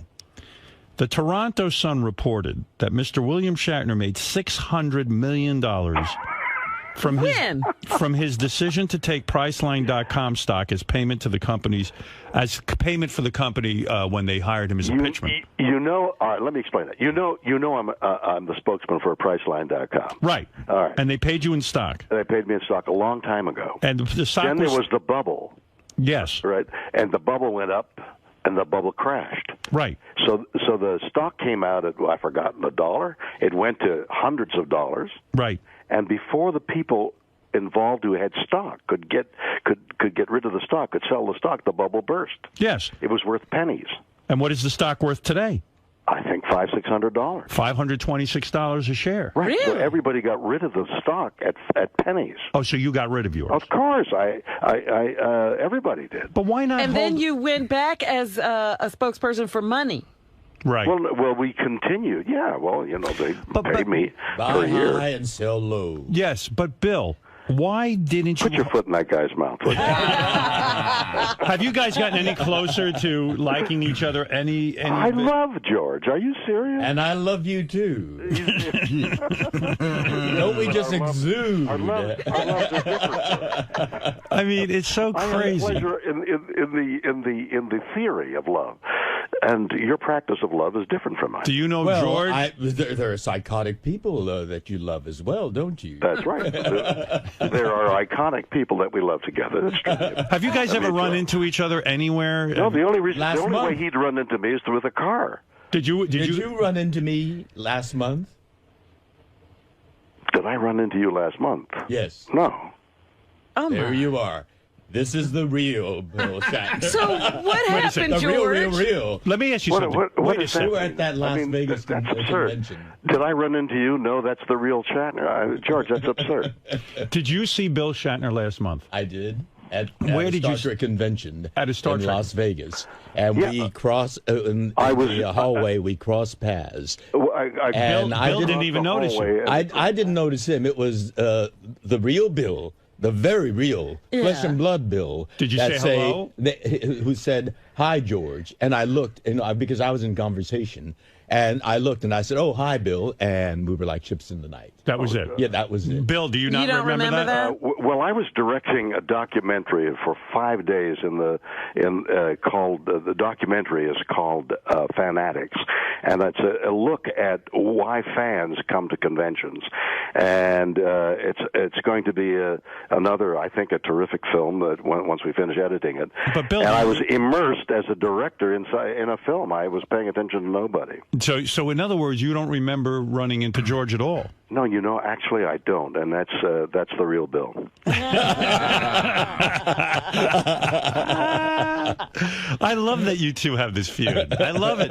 I don't have a feud. I don't know what's the matter with George. He only thinks I'm psychotic, and he doesn't understand me. But George, that makes you interesting. Your psychoses make you interesting. So you two did, in fact, run into each other, but it was such a non-event. Did you think Well, he was the one that recognized me and said, "Hi, George."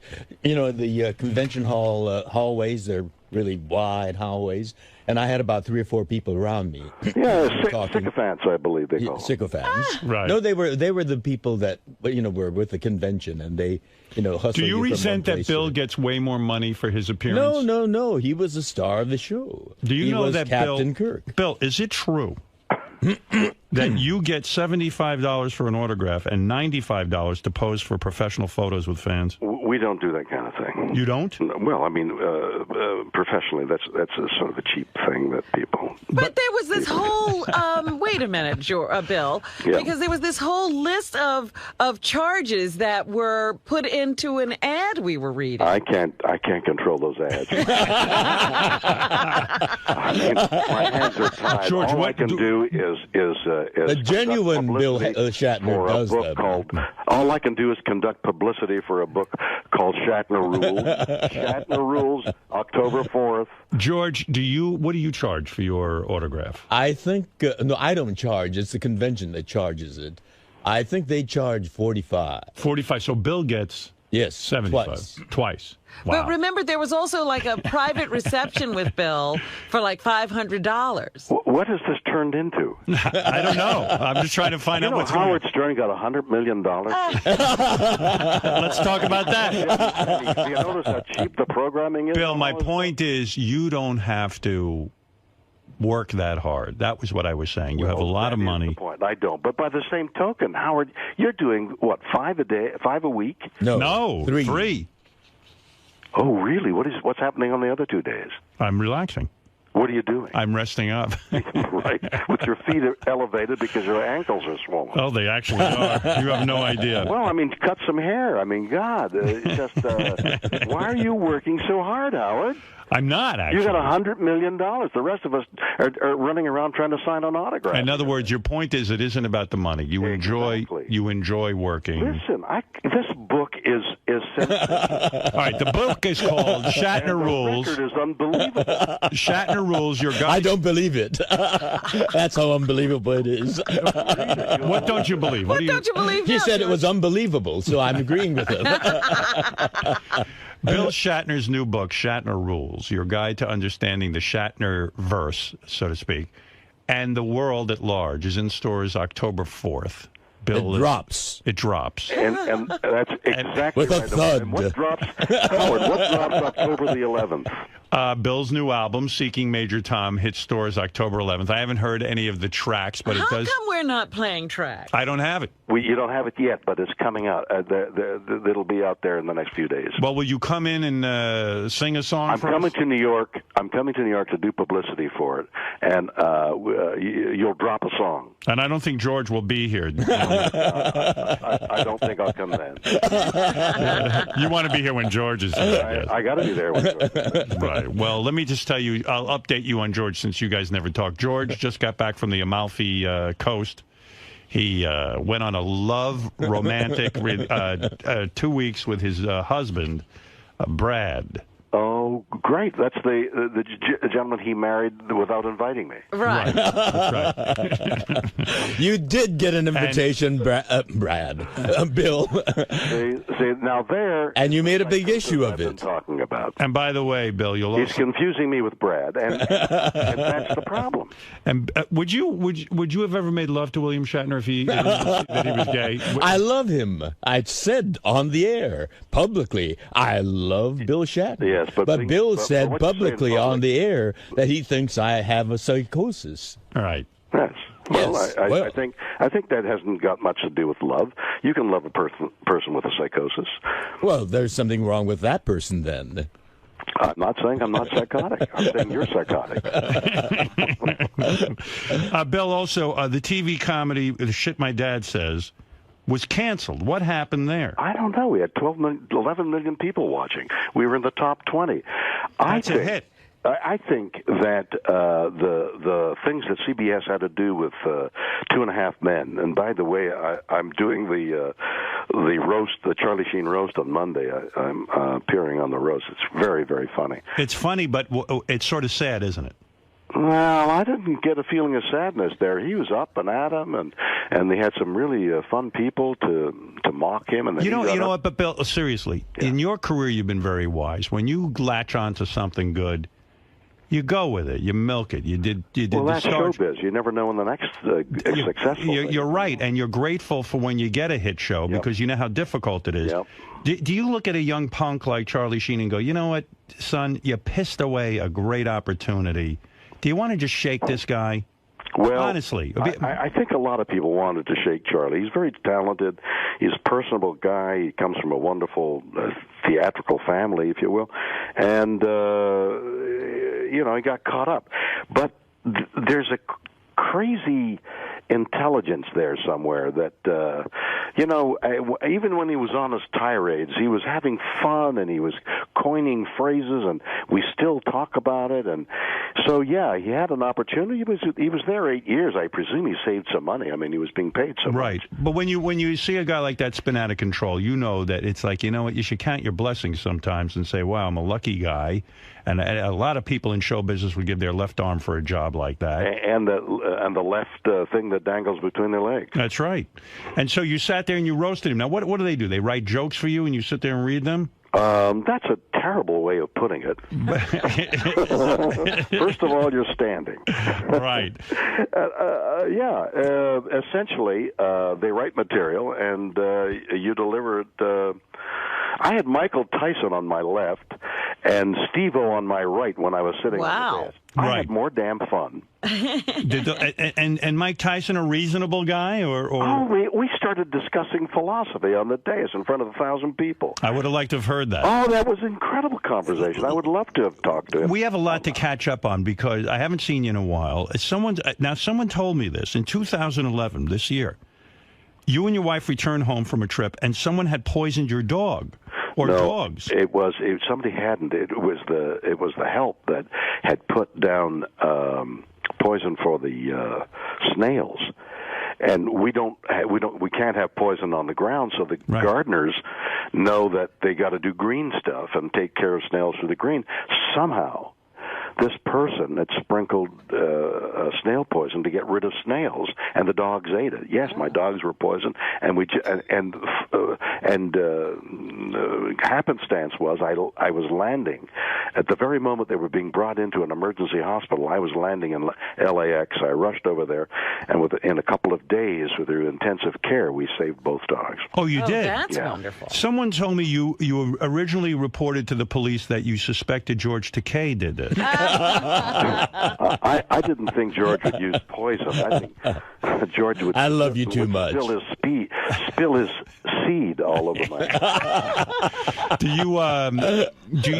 you seriously? That's a very traumatic thing, actually. Oh my God! My dogs are my wife and I. Our dogs are our kids. I mean, it was horrible. And you know what else I learned about you? I didn't know you were very close with Sandra Bullock and Jesse James. Those are your good friends. I was at their wedding. How does that happen? How do you know them? Is your question? No, how do you have such a close relationship with Are you friends with Jesse or Sandra? Both of them are my closest bosom friends. I don't have any better friends than Jesse and Sandra. Is that true? No. Oh, but I did 2 movies with Sandra. Right. I see. Yeah. So you were invited to the wedding. Yeah. I didn't know Jesse, and you talk about pissed opportunity, but you more than anyone knows what it's like to be can conceive what it's like to be in somebody else's motorcycle boots. You don't know what the dynamics are and what each personality is doing. I'm sure you said to yourself at the wedding, even these two don't belong together. If ever there was a mismatch. At first glance, no, it doesn't seem like it. But who knows what Sandra's thinking? There's an intense guy, bad boy. I mean, how attractive that must have been. She was deeply in love with him, as I'm sure he was with her, because she's a very lovable person. Bill, this new album you did, do you feel a connection to these songs, or does a producer come No, and you say... have to understand, Seeking Major Tom is my idea of what happened to Major Tom from Space Oddity. What happened to Major Tom when he stepped out of that capsule? And I believe he walked on the moon. I believe he thought about his wife through Rocket Man, and she became, she blinded me with science.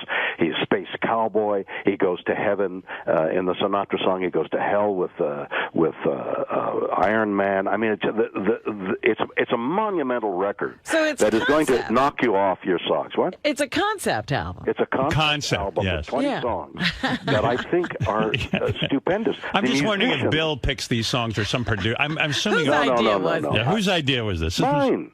Really? Good, bad, or indifferent. If you laugh at it, it's my problem. If you love it the way I think you will, it's my advantage. Did you set fire to your principal's car in high school? That's the true story? Yes. Were you an angry man? Well, he strapped the hell out of me. That's the time when they had, and this is all in the book, which is drops October 4th. It's called... Where are you right now, by the way? Where are you right now? Where are you right now? I'm in a hotel room in Toronto. With your wife? Yes, uh-huh. What is she wearing? She's wearing a silk negligee, and her long golden hair spills gently across her shoulders. Did you make love to your wife last night in Toronto? I never not make love to my wife one way or another. No, the reason I bring it up is George was saying earlier that him and Brad, That's bad English. I know. I'm sorry. I'm correcting myself. Brad and George make love only once a week on Sunday. Well, it's only blowjobs. What else? Well, there's anal.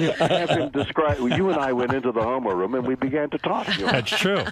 But seriously, that's good for is your love life still... It's good for his prostate. No, I don't have any trouble with my prostate either. How often do you and your beautiful wife make love? So, I mean, it is uncountable. Sometimes as quickly as a rabbit might. You know what lions do on the veldt? No, is the lovemaking as much as it used to be, or more passionate and more loving and... I'm glad to hear that. And sweeter. That's what beautiful love is, Howard. These are things I need. I'm glad that you and George have that in your life. I really am. Well, I'm sorry that you don't. I do. Well, there you are. I didn't say I didn't. How many times do you make love to your wife? I make love to my wife as often as possible, but I masturbated last night. Well, wait a minute. That made what, once a month? I masturbated to babysitter porn last night. I'll be honest. Well, that's not good for your wife. You still masturbate, George? Yes. You do. How often? Just when I, get the urge. George, you're tongue-tied. Well, and that's Bill, because he made love to Brad. Bill, do you still masturbate? I can't find it. Bill's new book, Mr. William Shatner, I should say. The new book. Before I go into the plug, why did you burn down your principal would strap you? Yeah, in those days, if you did something wrong, they'd ask you to hold out your hand, and they'd lay into you with a rubber strap. So my little group of people were so antagonized, we wanted revenge. And the police never arrested you for this? They didn't know I did it. Wow. Isn't that something? So you're turning yourself in. It's because the statute of limitations has run out. The police are all dead of old age. And the principal, when you burned down his car, was it the satisfaction that you really were after? He was raised to sainthood somewhere along the line. No, but seriously, did you get satisfaction from it? I think we lit a little fire and it didn't catch, and we just ran away. So. All right, I was saying you're some badass. That's beautiful. Yeah. Listen, Bill, let me just say this. William Shatner's new book, Shatner Rules, Your Guide to Understanding the Shatnerverse and the World at Large, is in stores October 4th. The power of saying yes. So now, what do you mean by that? Yeah. What do you say yes to? Look, here's a perfect opportunity. Years ago, uncountable years ago, somebody said, be on the Howard Stern show. And I was warned not to go. I mean, it's terrible. He'll rip you apart. When I said yes. And in that time, Robin, you were there. Yes. Over the years, 20 years. It's been a lot more. It's been a long, long time you and I have known each other. What would have happened if I had said no? all this and this morning would have not have happened. In other words, sometimes being open-minded and saying yes to a new opportunity can lead to something. Exactly. And even if it doesn't, to leave yourself open to life is positive. To say no and enclose yourself in, and that's the tendency as you get older, is the wrong idea. And my book, in a humorous and insightful way, tries to say that. So this is a philosophy book. In other words, your take on life, what you've learned in your years. But it's also a funny book. Yeah, and yet, with all of this philosophy, you and George can't get together. And It's somehow you can't say yes to an apology. Right. What are you talking about? You got an invitation, and you made up a story just because you had your talk show coming, and you went up and down the media saying that I didn't send you an invitation, which is a blatant falsehood. All right, if you say so, George. I was amused by you. Well, that's great. I seek to amuse people, and if I'm amusing, that's great. I love that you guys have like a feud because you know what? Everything's a little too perfect in your lives. You know what I mean? It's just kind of nice. We're human. There's no perfection. And I think George will like both the record and the book. And if he comes, will you read the book, George? Well, Brad might drop it on me. On your head while you're there. Bill might drop it on you. But anyway, so Bill, yes, Mr. Shatner, come see us when you're in town. Howard, we'll do it again in person. I love to visit you, and I'll be in New York doing publicity for all this as well, and I'll look forward to seeing you in person. And we will talk about your father who didn't want you to become an actor. We will talk about your lonely days in high school. We'll talk about how you were bullied and how lonely you were. Now, if George knew all these things, he might have some compassion. Well, George can learn about sympathy for him. in Shatner rules. And I'm interested in your philosophy. Well, let's talk about it. All right, very good. All right. Thanks for calling. George, hello, and pleasure to talk to you. The two of you guys, I can't wait to see you in early October. And I can't wait. You are genuine. Yes, you are the real, genuine Bill. What is it, Gary? Hey, all the guys in the office wanted to know if you would ask them about the Schwarzenegger story. Oh, yeah. Hey, yeah, I got to ask you about that. I almost forgot. Here's the story I heard. Yeah. You were somewhere having breakfast or lunch. I don't know what it was. That's true. Okay. You were having breakfast or lunch. Arnold Schwarzenegger was at a table. That's right. How do you know all this? Because I read about it. How the heck did you? But this is crazy. William Shatner goes up to say hello to Arnold Schwarzenegger. He was excited to say hello. You know how people in show business will do that, even though he does it. I've seen him working at a restaurant. He goes up and talks to anybody who's famous. And Arnold Schwarzenegger blew off William Shatner. Like, how? Treated him like shit. Really? No. Yeah. He did. I don't wonder where you read that. I read it all over the place, actually. And that Arnold Schwarzenegger afterwards had a conversation with his son. And he goes, "Who the hell was that?" Well, he might have said that. He might have said that. And the guy goes, "Dad, that's the captain. It's William Shatner. And he listed all your TV credits, everything. And Arnold goes, "I don't know who that is." Oh, and it's possible. Why not? I mean, he doesn't know anything about politics. Why would he know something about me? I know Arnold Schwarzenegger. I've had many conversations with him. Really? It must have been a very slow-paced conversation. Bill, what happened? What is the truth of what happened there? Well,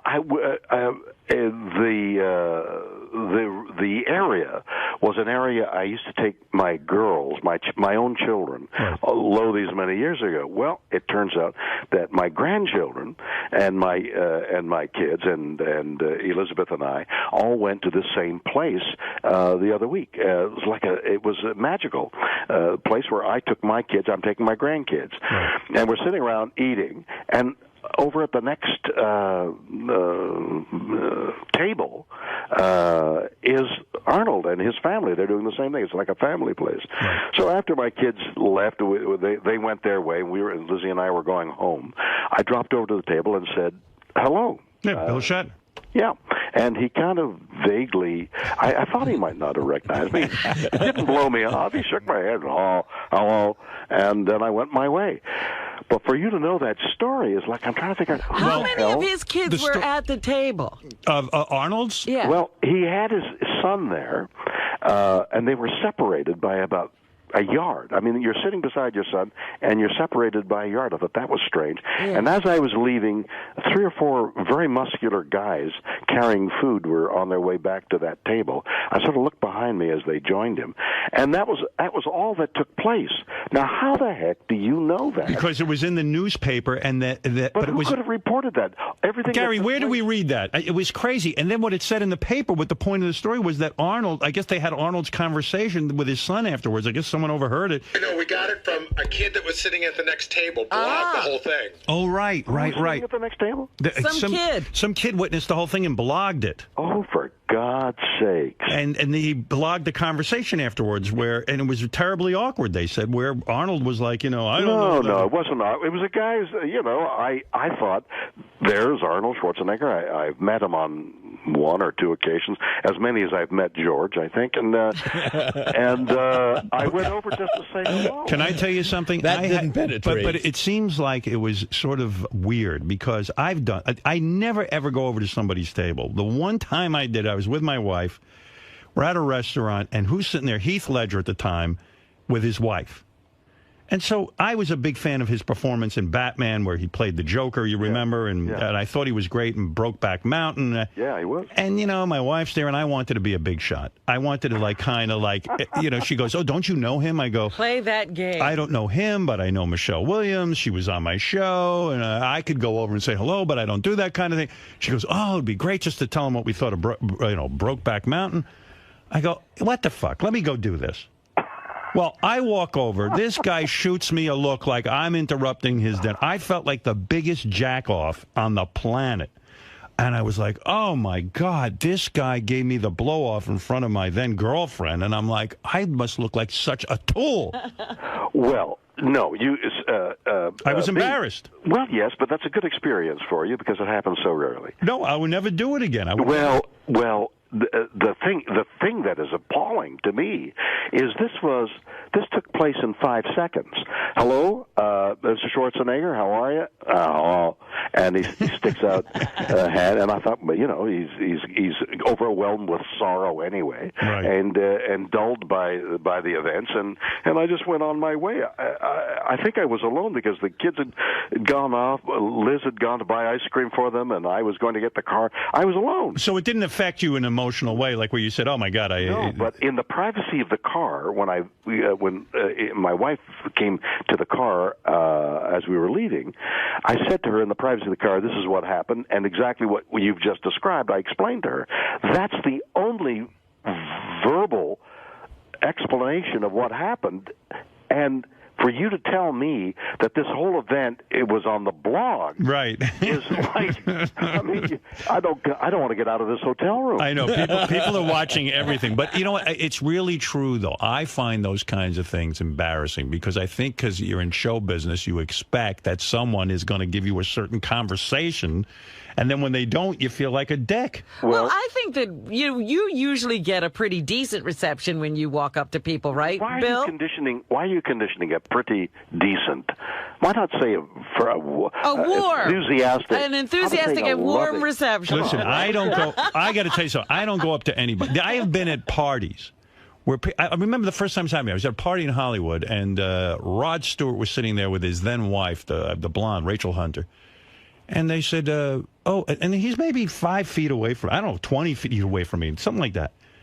Someone walks up and goes, Rod Stewart would like to meet with you. Why don't you come over here? I go, well, I'm not going anywhere. Let him get off his fat ass. That's a new one. I said, tell him to come over here and meet with me. I mean, and then one time that happened, I think, with Britney Spears. I was talking to someone. I was at a Grammy party. Miss Britney Spears would like to meet you. I said, well, tell her to come on over. That's hysterical. Have you ever seen that? No, I've never heard. That's a new one. So that's why I stay to myself. I'm not looking to bother anyone. The one time I did it was a disaster. Well, I've seen Bill, as I said, in a restaurant, and he walked right up to Tom Selleck and said, hey, I'm William Shatner. And they had a lovely conversation. Really? Tom and I but I know Tom for some years. Well, I just witnessed you going up and saying hello. So with the philosophy of your book, I would have gone up and said hello. But Bill, with the philosophy of your book, so you're saying that's saying yes to say you had a thought. But that's exactly right. That's exactly right. If, for example, this very incident could have been a small chapter in rather than saying, I'm not going up there, I'm not going to visit him, I'm retreating. What the hell? What difference does it make whether he recognized me or not? I don't give a shit.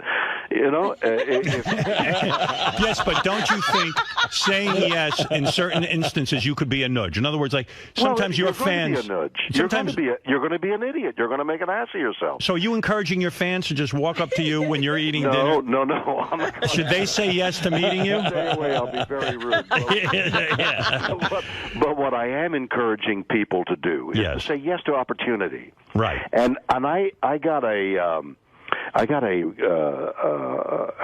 honorary degree from McGill recently, and part of the speech, the last few lines, were I was encouraging the students to take their own path and not to be afraid of making asses of themselves. I said, don't be afraid of making an ass of yourself. I do it all the time, and look what I got. Yeah, but don't you know that advice can sometimes go haywire in the wrong hands? Because some people have no ability to know when they should not say yes. Of course, and that's the chance you take, and that's what's going to happen. But like walking and falling, you got to get up and keep going. William Shatner's new book is Shatner Rules, Your Guide to Understanding the Shatnerverse and the World at Large. It's in stores October 4th, or drops, as Bill says. And Bill's new album, Seeking Major Tom, hits stores October 11th. Thanks, Bill. Thank you, man. The great Bill Shatner. George, thanks for talking to me. You take care. Live long and prosper. Bill. Get enthusiastic, Robin. I will. All right. Bye-bye, everybody. Well, there's your boyfriend, Bill Shatner. He's living long. Yep. And prospering. You know what I wanted to ask him? You know, Leonard announced that this last convention was his last one. Right. Well, Bill ain't giving that up. Not $95 an autograph. No. He was embarrassed, I think, by that, right, George? He never fessed up to it. No. Never did. No. Well, he does it, and I can vouch for that. I might even blog about that. Is it true that he charges $500 for a personal experience with him? You know, these convention organizers know the really fanatical, devout fans with some money. And so they charge not only for these private sessions with Bill Shatner, but backstage passes where, you know, they just mill around backstage and they pay like $200 or $300. Oh, yeah. If I want a personal experience with you, what do they charge? If you want to have a personal experience with me? Yeah. Oh, thousands. No, seriously. No, seriously. But well, you're having one right now. It's fabulous, I can't tell you. Well, look, it's fantastic. That is the genuine one. I believe this was the real one. Yeah, but that was William Shatner. Don't think you're going to pull my leg again with Mother. Do you remember actual dialogue when you do a show like Star Trek years ago? Does the dialogue stay with you, or you forget it right after you do it? There are some dialogue that people keep reminding you that you said it. And you don't have any recollection of it? Oh, no, I have recollection because I did say it. Oh, okay. Target that explosion and fire. Right. Really? So you don't, but you don't retain all this stuff. When you go on set, is the worst mistake an actor can make not to be prepared with his lines? Oh, absolutely. I mean, you know, it's valuable, precious time. There are, 100 people on the set there, all the crew people. Have you seen that, where a guy will come on set and he doesn't know his lines? I have. Or they're so nervous that they can't get it out. Oh, I see. Oh, well, that you could excuse. That you can excuse. But not to know your lines. It's very unprofessional not to have done your homework. So what do? Does the director pull them aside and say, "Listen, you didn't do your homework. What is this?" Well, you know, they need to work with the guy because they need to get the show done. So he tries to coddle them and say, "Well, you know, this is a situation, and this is what you want, or this is what you don't want," and you know, it's possible, though, in a long monologue, you could forget a line, and you'll excuse that once, maybe twice, but not on a consistent basis, right? If it's a key line and it's a important role, they're usually cast with professionals who are professionals. Shatner always came prepared? Shatner was good at, when he really, wasn't sure of some line, he knew how to improvise. So that he'd get through it. Yeah, with the appropriate kind of words. Is that unprofessional to improvise because the other actor is waiting for a cue? Right. So you're calling him unprofessional? Well, it is not a professional thing to do, but he pulls it off. He pulls off a lot of things. He gets away with murder. Like it's professional, you know, if you have... Do the other actors sit there and roll their eyes if you're on set with a guy and he doesn't know his line? Do you just sit there and go, oh, this is going to be a long day? You know, there are scenes where the shirt gets torn off and we roll our eyes. Bill liked to expose himself. Oh, really? Because he was in good shape and he'd show his chest. He was in better shape. He knew the sex symbol thing was working for him. Yeah. So if he tore off his shirt, that meant they had to go get him another shirt, and that would drag out the day. Yeah. Oh, my God. And the eyes would roll. because you see, because it wasn't written in the script for him to rip off his shirt. And so... Well, I think he got them to write it in. I see. And so we knew that. And so we would, Would he do things like, I think I'll rip off my shirt here? Yeah, was it unscripted sometimes? Was it sometimes unscripted and he would just rip off his shirt? Did you see that show with, that was a spoof on Star Trek? Yeah. What was that? What was it the called? movie? Galaxy Quest? Galaxy Quest. Yeah. Great, yes. There's a scene where Tim, what's his name? Tim Allen. Tim Allen gets his shirt torn off, and Sigourney Weaver rolls her eyes. We recognize that. Oh, really? It was a documentary for us. It wasn't I didn't know Bill used to rip his shirt off, though. You weren't watching Star Trek. No, I watched it all the time. I just didn't know that he would do it even unexpectedly, and just cause... No, I think he talked to the powers that be. I'll rip my shirt off here. Yeah. He wasn't that built that he should be ripping his shirt off. He wasn't. No. He was rather fleshy. I remember the episode where he was fighting that reptile thing. Rex. And he had his shirt off almost the entire episode. And did he look great to you? No. No. But that was the fun part of it, to let us watch his flesh shiver. I remember in one episode you had your shirt off, though, but you were ripped. Well, I worked out. Yeah, you were doing the sword fighting thing. The fencing foil. Fencing, yeah. Good for you. Only one episode where I got to take my shirt off. Right. All oiled. You were oiled down, too, if I remember correctly. No, that was genuine perspiration. Perspiration. Because I was, rehearsing in between. Right. Wow. But that was... Bill should do that in every role, even today. Like, just take his shirt off. Keep taking his shirt off. Yeah, right. I'd watch that. Maybe that's why the show got canceled. He was suggesting that he take his shirt off. Meanwhile, I was doing the math. Bill's got to be about 80 years old now. He is 80. Wow. Exactly 80. He's in pretty good shape for an 80-year-old guy. Yeah, and pretty energetic, too. Yeah. I've seen yes, he is. Leonard Nimoy is the same age. Is that right? Announced that he's retiring. He's retiring. Yeah, but Leonard seems 80. You know what I mean? He looks tired. Bill looks good. But Leonard's got those big fake teeth. He's got white, he should age his teeth a little bit, right? Yeah. They're too white. Well, he used to smoke a lot. I see. And I guess it didn't look too good. Right. Because he's got the teeth of a 20-year-old. And he's, he's 80 years old.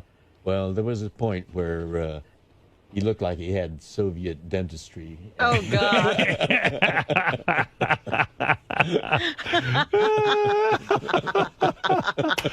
And then he somehow got a free pass to America, and they gave him teeth. Got American teeth. So he was on. Who do you think will be the last original left from this series? Do you think you? I think you'll be last man standing. I am the youngest. Yeah. I mean, chronologically. How old's Leonard? How old's Chekhov?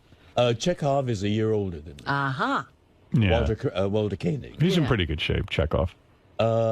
He's not in very good shape. He's not. He's bad health. No kidding. Oh, I'm sorry to hear that. I didn't know that. Not bad health, but just not in great shape. Yeah. You mean depressed from the death of his son? Yeah. Oh. Well, who can blame him for that? Yeah. Fred could console him. Why don't we send Fred? Right. That's what he... Mr. Fred, you're needed. You're the go-to guy. How's Uhura holding up? Isn't she young? Nichelle is a little bit older than Walter, but she is an elegant lady. So you're the youngest. I think Nimoy's in the next to go. What do you think? Oh, don't say that. What do you I don't want to think? think about any of them going. Well, I don't either, but I got a handicap. What do you I was think? having dinner with DeForest Kelly. Yeah. And he might be the next. You're talking about Bones. He's gone. Oh, no, he's gone? dead. Yeah. But he was the one that... How did you have dinner with him if he's dead? We did a convention, and we decided to stay over another night. We didn't want to catch, a 9 o'clock flight and fly all night long. So when did you have dinner with him? So we had dinner that night, and he was starting to speculate like that. Who's the next to go? And he said, because I'm the youngest, I'll probably be the one to go first. And then he went. Ironically. Yeah. If you are the last man standing, you know what you're going to get at those conventions? You're probably going to rake in. You're going to get Bill Shatner money. You're going to get $500, $600. I'll get $180 a photo. Yes, $180 a photo. Well, I lock yourself up because they're going to be worth a lot of money. Those with photos. The Green Berets, I had a kind of a weird experience. I went to a party, and the room was I walked in, and the room was filled with people, and I saw Aldo Ray at the other end of the room. And so Aldo Ray, who was in the Green Berets, and I waved at him, and he waved back, and he started working his way through the crowd toward me. And, I was ready to give him a hug and say, Aldo, great to see you. He says, George, thank God you're alive. I said, what a way to be greeted. And then he started ticking off all the people in Green Berets that had passed.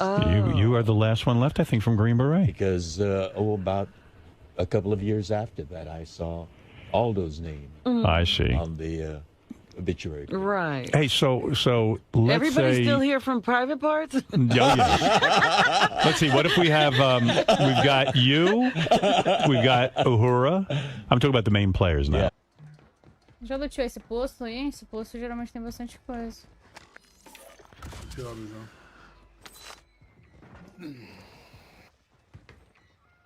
Posto e bombeiro, sempre roubadinho. Seu colega tá marcado como alvo procurado. Quem que pegou esse aí? Batem inimigos e assegurem carro. Que louco, pra ajudar a tirar o preço pela cabeça dele. Agora os caras vão rushar sem dar nem piedade. Confia na gente. Ah, vai nessa.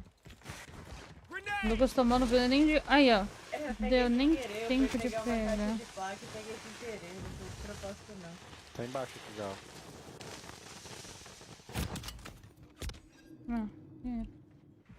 Tira a cara, Guzula. Eu mandei um ataque aí em cima. Consegui nem descer. Subindo o negócio pra pular.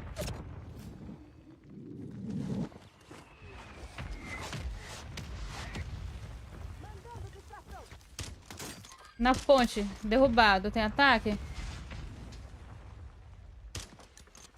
Usando selfie já. O cara tá na torre de transmissão aqui do lado de sniper.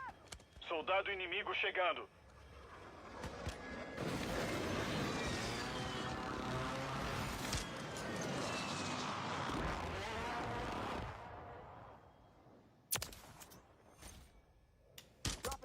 That's our field upgrade.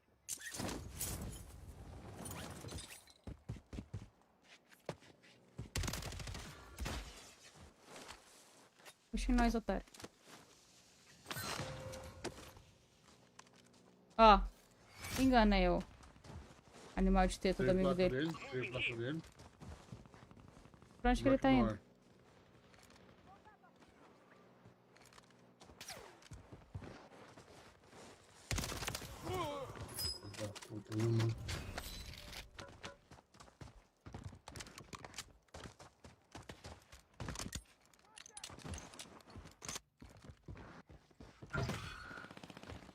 Atenção, tem um esquadrão inimigo caçando você.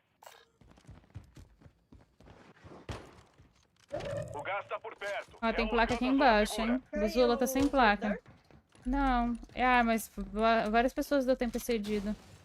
Você caiu também? Eu tô no ar. Voltei. Tem cara aqui nesse caminhão. Vem cá comprar Vale Gulag, galera. Vem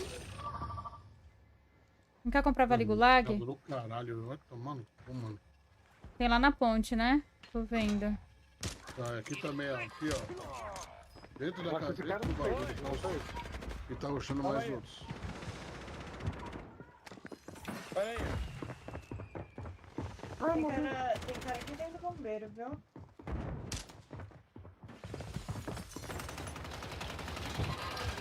Tá rushando dois embaixo. 10 segundos pra acabar a coroa, 6 voltam. Aqui não é lugar pra treinar. Comprei Vale Gulag, pena que gastou. Luta e vence pra remobilizar.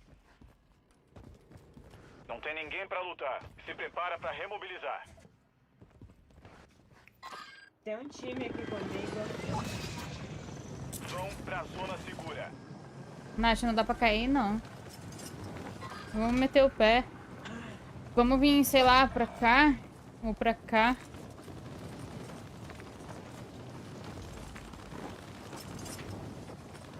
Pior que vai ser ruim. Tá travando horrores. Nossa, travou em 2,5. É o servidor. Deu olha lá, um monte de gente dando tempo excedido. Eu acho que eu fui também. Seu companheiro tá indo pro gulag. Ele vai lutar por uma chance de remobilizar. Os caras estão usando DDoS, eu acho.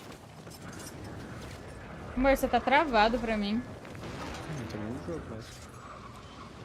Buzula, fala comigo. Tá voltando pra base agora. Posso te comprar? Morto. Ótimo.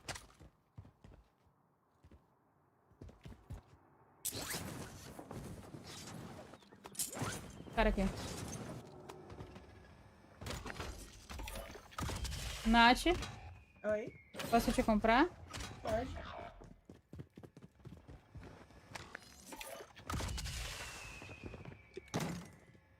O Lucas não compra, não. Não, nem cai aqui, tem cara O aqui. Lucas tá com reconnect até. Ah, ele caiu. Tenta O fechar cara o não jogo. toca nesse prédio.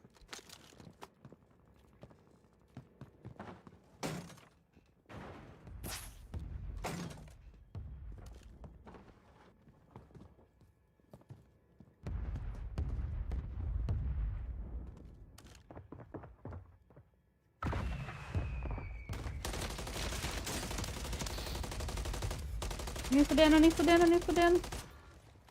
Ah, não é possível, ele caiu vivo em cima. Caiu.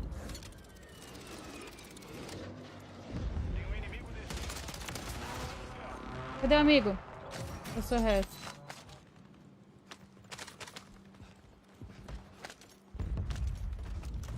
Pode comprar você, Lucas? Tá. Na tela que é.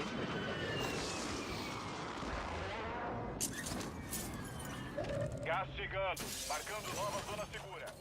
Agora eu tô na sua tela. Caixas de suprimentos marcadas. Assegura os locais. Contratante. Concluir contratos vai garantir o pagamento. Máscara Gold. Duas aqui, ó. Duas máscaras Gold.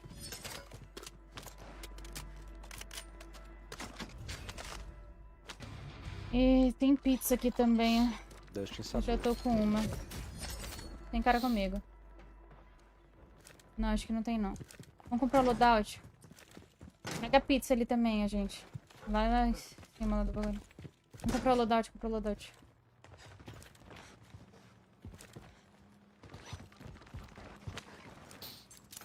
Olha o cara na rua aí na frente. Hostil localizado. Não tem arma pra tirar nele. Tá sem shield.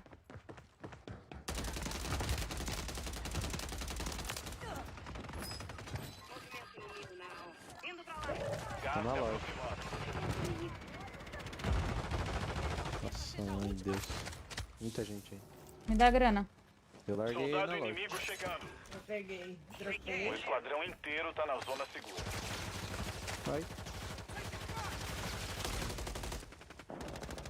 Tô travando muito. Não, não, não, não, não. Vou cair aqui na minha frente. Aí eu que tava com toda a grana. Eu tô travando muito. Me compra então. Calma, tem gente lá. Tenta comprar o loadout, vê se dá. Cobrou 3,5. Vai faltar. Faltou 160 reais aí. Não. O ataque. Entra aqui, entra aqui, entra aqui. Essa foi buscar a caixa maluca.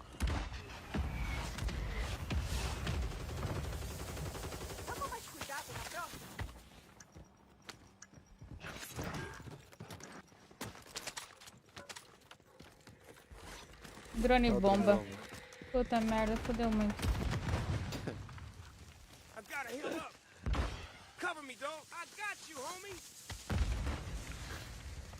Mais um. Não consegui nem pegar a placa. Vamos no chão. Tá com a mãe também.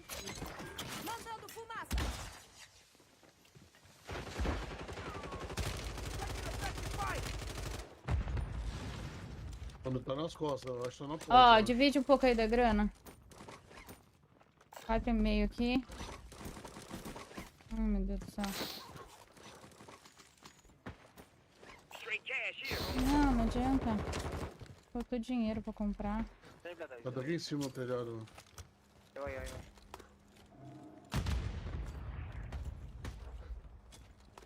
Chega lá em cima. Plantando explosivo. O gás tá chegando. Avança pra zona segura.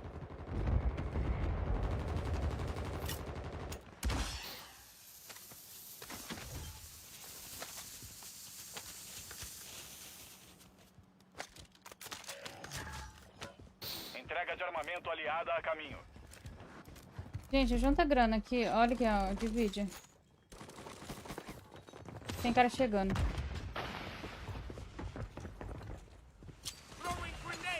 Ó, dropei mais grana aqui. Alguém pega.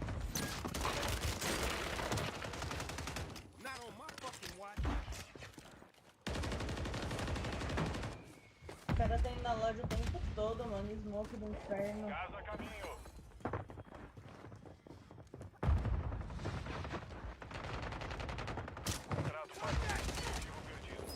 Inimigo descendo na área. Olho no céu. Não estamos vendo os locais da Gente, a gente precisa sair daqui. Por causa dessa loja, a gente tá